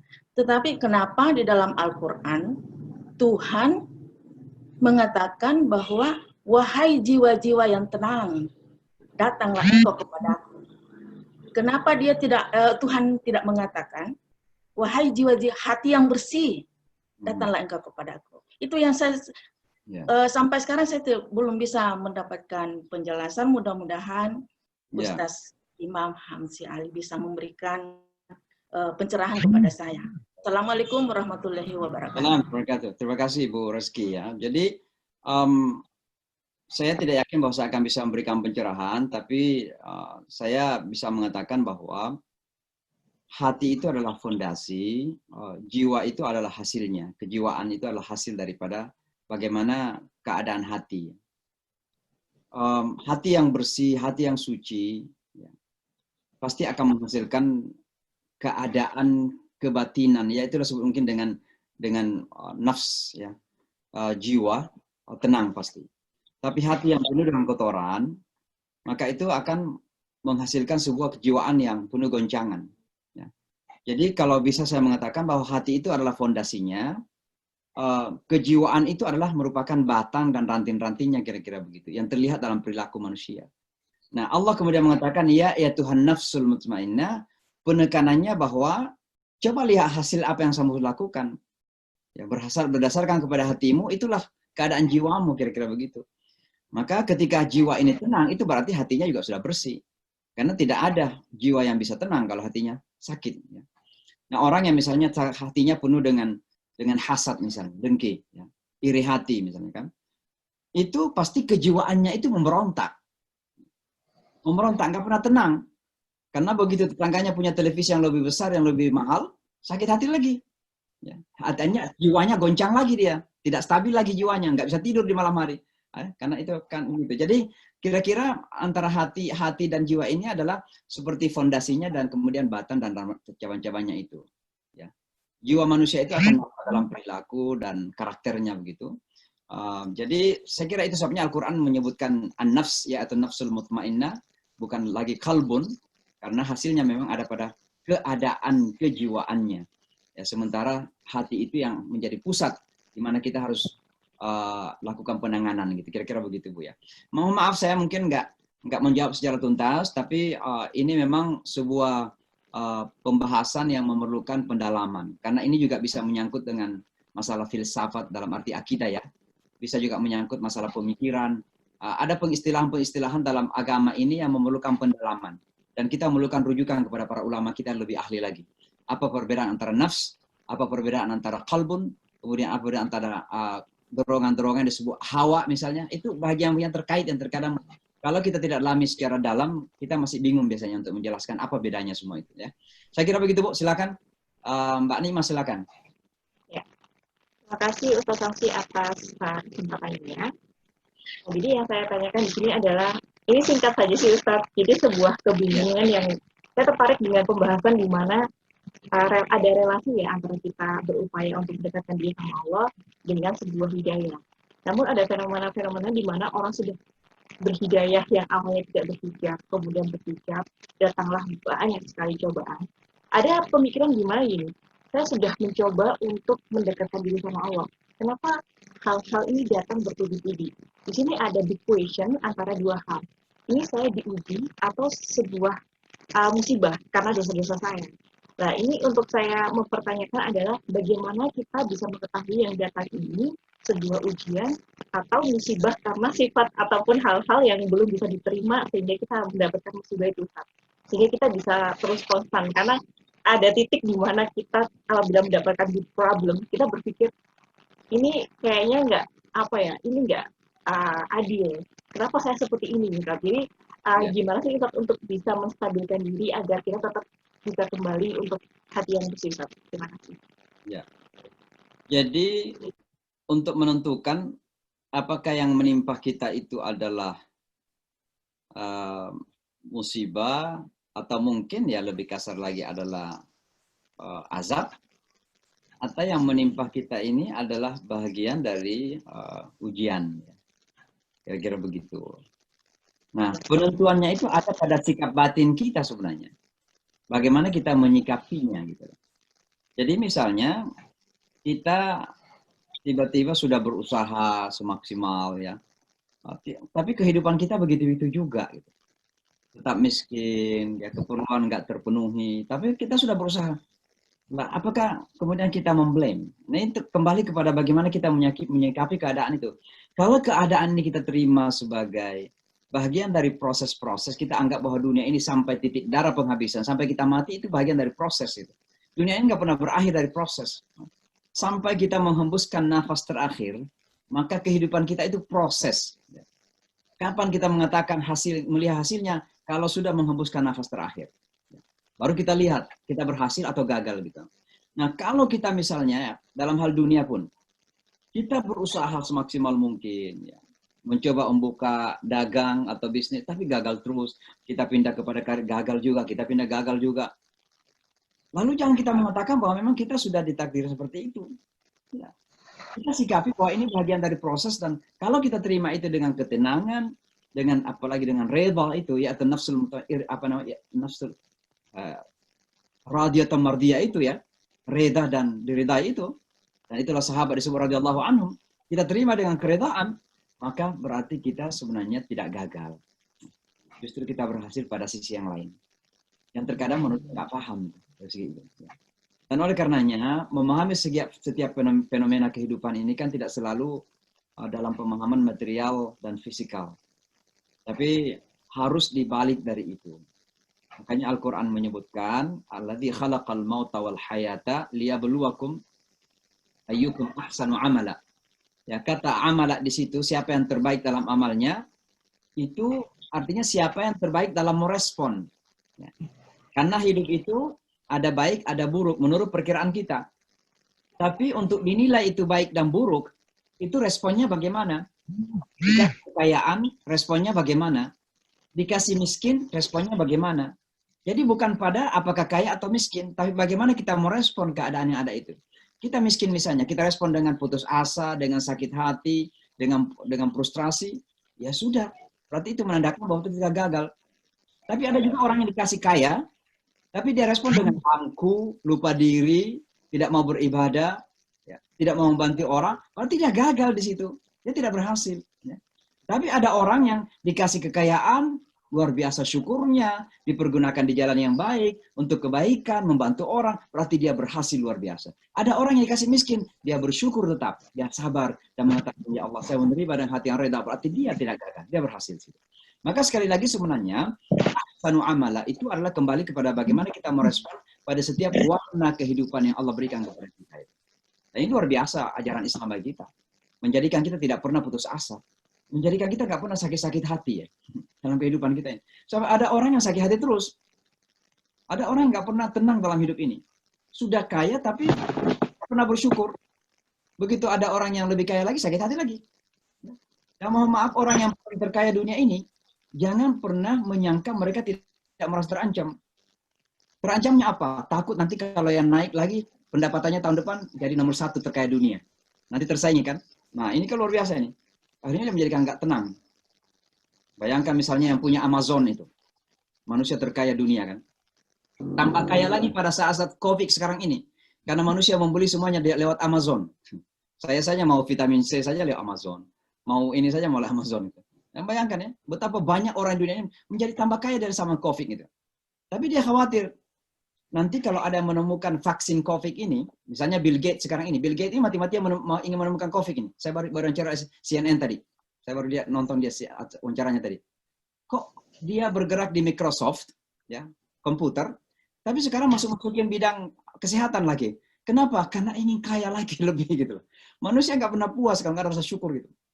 Nah, jadi kira-kira itu yang terjadi dalam kehidupan manusia ini. Maka sekali lagi kita orang Islam, alhamdulillah kita sadar bahwa kehidupan kita adalah ujian, bagian dari ujian, dan ujiannya ini adalah bagaimana kita merespon pada semua keadaan yang Allah berikan kepada kita. Kita miskin bukan berarti kita tidak berusaha. Tapi kemiskinan ini jangan kemudian menjadikan kita marah, frustrasi, tidak tenang, resah, merasa sakit terus. Ya, kapan kita bahagia? Yang kita cari itu kebahagiaan sebenarnya kan begitu. Nah ada orang kaya begitu juga. Sudah kaya tapi nggak pernah syukur-syukur, nggak pernah merasa puas, ya itu miskin terus. Maka Rasulullah mengatakan, laisal ghina an kathratin, lakinnal ghina gitu. Kaya itu bukan banyak sedikit, tapi kaya itu adalah ada di sini kata Rasulullah. Saya kira begitu. Ini mah. Terima kasih Ustaz. Silakan yang lain. Assalamualaikum warahmatullahi Pak Ustaz. Ya, waalaikumsalam warahmatullahi wabarakatuh. Ya Bu, silakan. Iya, saya Bu Hasna Judawi dari Makassar Pak Ustaz. Iya Bu. Tadi dikatakan bahwa mana seseorang itu adalah naik turun ya Pak Ustaz. Nah, singkat saja, apakah boleh dikatakan itu masuk kategori munafik?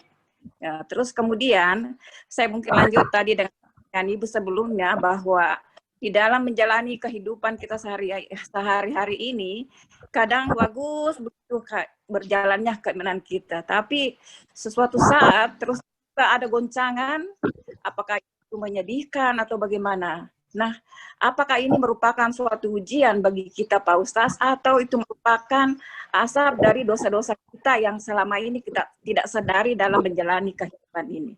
Barangkali bagaimana seandainya ada goncangan seperti tersebut, bagaimana segera mengalihkan diri untuk menormalkan kembali keimanan kita. Saya kira itu Pak Ustaz dari terima kasih. Assalamualaikum warahmatullahi wabarakatuh. Wah, terima kasih Bu Hasna. Jadi yang pertama tadi,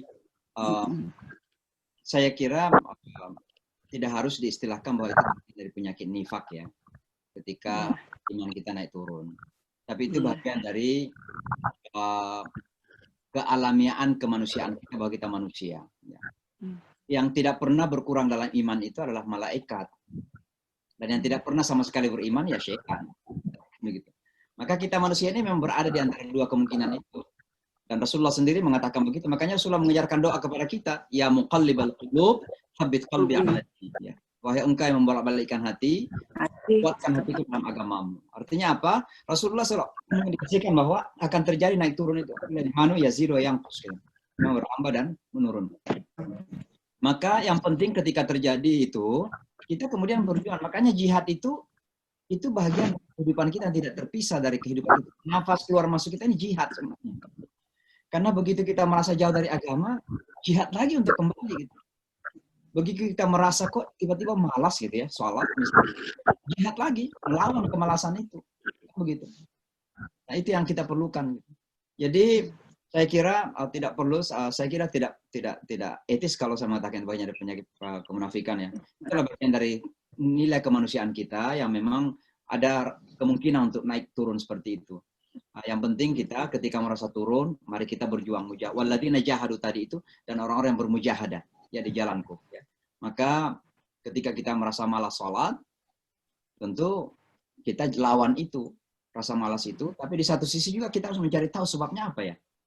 Karena ketika ada sesuatu yang terjadi dalam hidup itu, maka yang kita rasakan itu simptom, apa namanya, gejala-gejala. Ada kesempatan sholat sunat, tapi sholat sunat pun susah. Gitu. Misalnya kan, loh ada apa? Oh, kita sudah terlalu disibukkan oleh misalnya dunia. Ya. Nah, bagaimana cara untuk kita mengimbangi lagi? Dunia bukan tidak penting kita cari, harus, wajib kita mencari dunia ini. Tapi jangan sampai menghalangi kita untuk beribadah kepada Allah kan misalnya. Jadi saya kira begitu, Bu. Terima kasih. Baik, insya Allah. Tadi sekalian cukup ya. Pada malam hari ini ada Bunda Naya. Silakan, Bu. Silakan. Bunda Lela. Salam. Jadi saya mengganja sebenarnya kayaknya sudah selesai waktunya Pak ya. Di sana Pak. Jadi Pak, saat ini Ustaz kita melihat ya fenomena dengan kemarin pilkada atau hari ini kita melihat juga ya kerusuhan di Jakarta. Kita mau tak mau sebenarnya kita tidak mau sebenarnya ini terpengaruh ya. Tetapi mau tak mau kita adalah bagian ya dari apa yang diputuskan hari ini. Dan yang menyedihkan, saya tahu persis bahwa untuk menjaga kalbu ini itu kita apa istilahnya? Ada dua yang perlu diperhatikan, hablum minallah wa hablum minannas. Nah terkadang yang menjadikan kalau datang dari misalnya keluarga itu sendiri, artinya mungkin apa sepupu atau apa berada di sana, tetapi masih tetap aja sudah morak-marik seperti ini, masih tetap misalnya mendukung di sana. Terkadang kita lost control gitu untuk menyampaikan, sekalipun hanya menyampaikan dalam grup membalas ini, tetapi apa namanya, tapi mereka nggak bisa terima gitu loh tentang masalah hari ini yang sangat krusial. Nah di lain pihak, wah kita kan harus menjaga silaturahim kita nih dengan keluarga. Tapi di lain pihak kita juga harus menyampaikan gitu loh kebenaran-kebenaran yang ini. Nah, gimana ya Ustaz dalam hal menyikapi hal-hal seperti ini? Karena mau tak mau itu akan berpengaruh ke pemikiran kita, jiwa kita kepada ke ini kita. Dan terkadang saya konsultan pola makan sebenarnya mungkin kali salah makanannya sehingga kok nggak bisa terima dengan hal-hal yang yang disampaikan. Sama lah mungkin tadi orang kafir misalnya mereka tidak mau dikatakan karena kafir mereka itu adalah bahasa Al-Quran. Tetapi kafir ini terkadang kalau orang kafir tidak mau dibilang seperti itu, mereka nggak bisa karena dia selalu berpikir saya nih setan gitu loh, kafir. Tetapi yang parah banget dah kalau mengerti Al-Quran, dia misalnya seorang yang orang terkemuka publik atau ulama, dia malah mencoba membantah dan menyesatkan kita istilahnya, dan jangan memakai istilah itu. Jadi mohon pencerahannya Pak Ustaz dalam hal ini, bagaimana tetap kita menjaga kalbu, menjaga silaturahim, hablum minallah wa hablum minannas, terutama kepada lingkungan keluarga kita yang berbeda dalam hal persepsi. Ustaz. Ya, terima kasih Bu. Jadi saya kira dalam Islam itu, atau Islam kita ini, selalu mengedepankan asas melihat asas manfaat dan asas mudarat ya, dan pertimbangan-pertimbangan yang kita lakukan di situ. Tentu manfaat mudarat ini tidak bisa dilepaskan juga dari nilai-nilai kebenaran dan keadilannya. Dan karenanya misalnya ketika kita melihat ada penyelewengan-penyelewengan yang terjadi, maka pasti iman kita mengatakan, dan ini bagian dari iman, man ra'a minkum mungkaran falyughayyirhu biyadihi. Siapa di antara kalian melihat kemungkaran, maka robalah dengan tangan. Nah, tentu tangan ini kemudian tafsirannya kembali kepada situasi dan keadaan. Dalam situasi Indonesia kita misalnya, ada hukum dan undang-undang, aturan-aturan yang tentu kita pakai. Ya, misalnya tangan itu bisa otoritas, maka sesungguhnya yang melakukan perombakan dari adanya penyelewengan, kemungkaran, atau yang punya otoritas itu.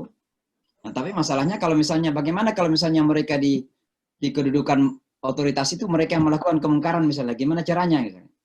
Nah, rakyat bagaimana melakukannya? Tentu ada juga caranya, ada jalannya. Apa? Ya termasuk kita sepakat bahwa Indonesia itu negara demokrasi. Maka tentu demo yang ada itu adalah bagian dari proses demokrasi yang ada tersebut.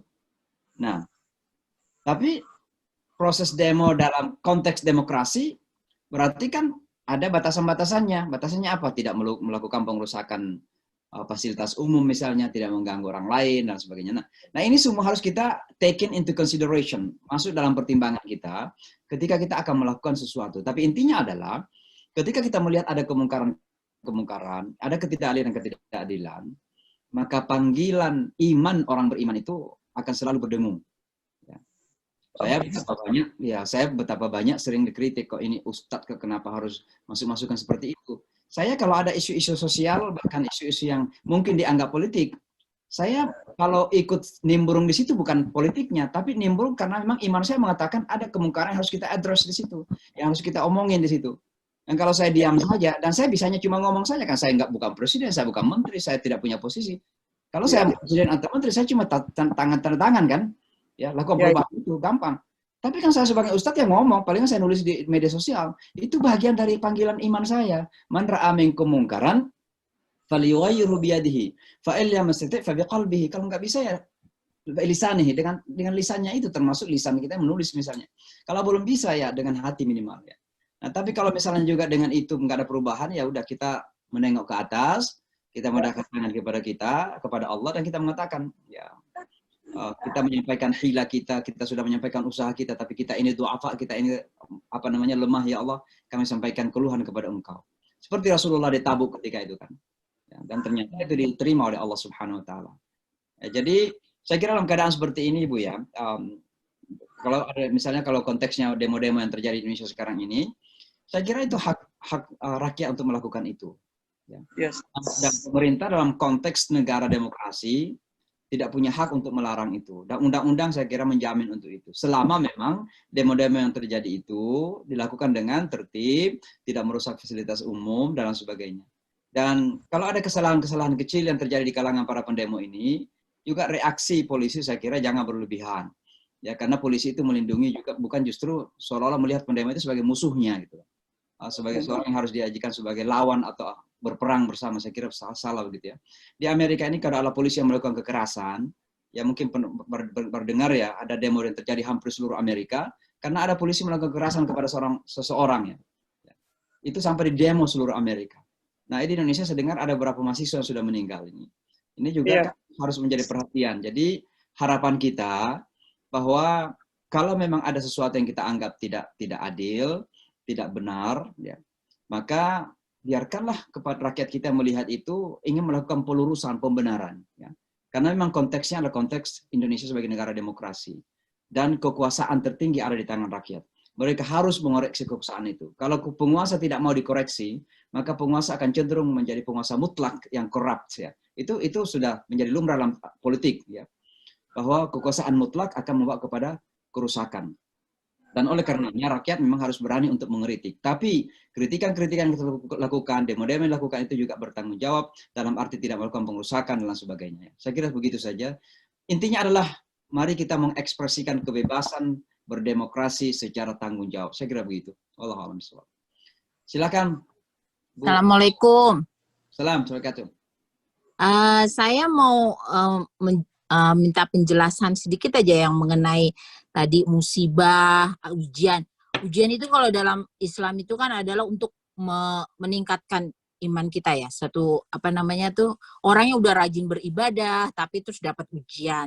Ada juga azab orang yang lalai atau istidrat ya.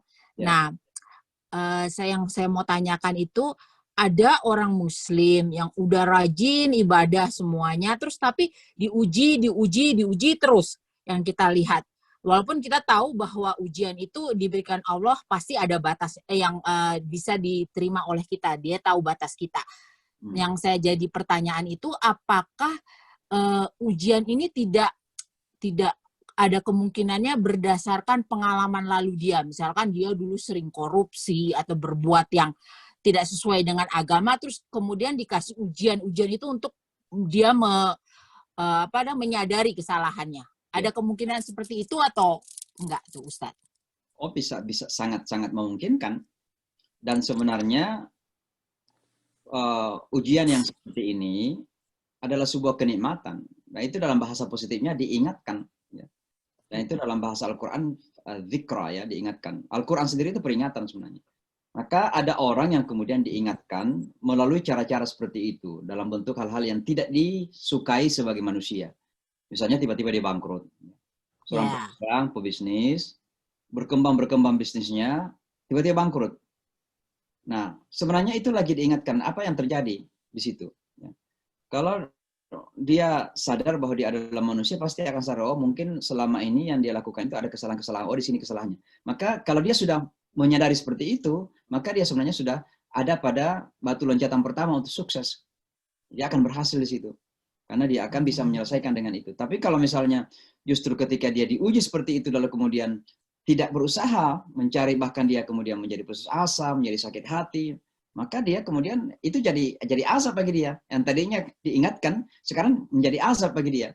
Ya. Diuji terus jadinya ya, mungkin kemungkinannya. Datang terus ujian. Ya. Ketika ujian ini sampai kepada dia, ujian ini bisa menjadi awal atau pangkal kenikmatan bagi dia. Karena dengan itu dia melakukan introspeksi, perbaikan-perbaikan. Tapi kalau dikasih ujian, misalnya dia bangkrut, kemudian hanya dia frustrasi, marah, ya, menyalahkan orang, menyalahkan dirinya sendiri, maka itu sudah jadi azab bagi dia. Jadi untuk kita ditentukan apakah ujian ini bisa menjadi kebaikan atau keburukan, tergantung bagaimana kita merespon tadi itu. Kalau respon bahwa ujian ini kemudian adalah peringatan untuk kita melakukan perubahan, ya, menyadari kesalahannya di mana, lalu kita meningkatkan perubahan-perubahan itu, maka itu menjadi kenikmatan. Tapi kalau misalnya justru ujian tersebut dijadikan frustrasi, sakit, ya, tidak tenang, ya, bahkan frustrasi, ada yang bunuh diri, maka itu betul-betul sudah azab yang terjadi di situ. Itu bagi orang yang beriman.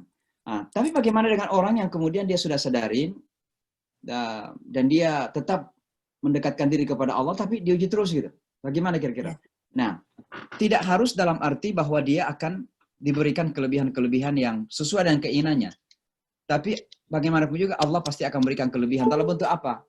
Diangkat derajatnya. Makanya kalau kita lihat para nabi misalnya kan, justru nabi yang paling mulia itu yang paling banyak mendapat tantangan. Itu yang disebut dengan ulul azm.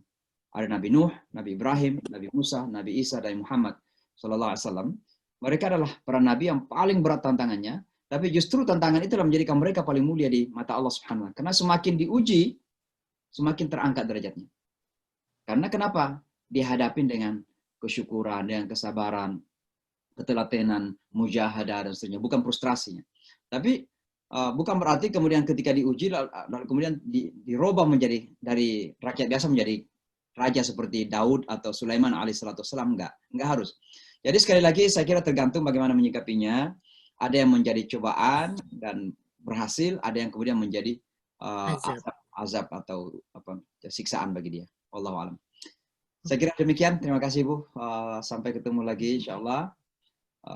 Terima kasih kepada semuanya yang sudah ikut. Ya, saya tidak yakin bahwa saya akan memberikan sesuatu yang baru, tapi mudah-mudahan ada manfaatnya, dan yang terpenting kita niatkan bahwa kita ingin keberkahan dari Allah Subhanahu Wa Taala.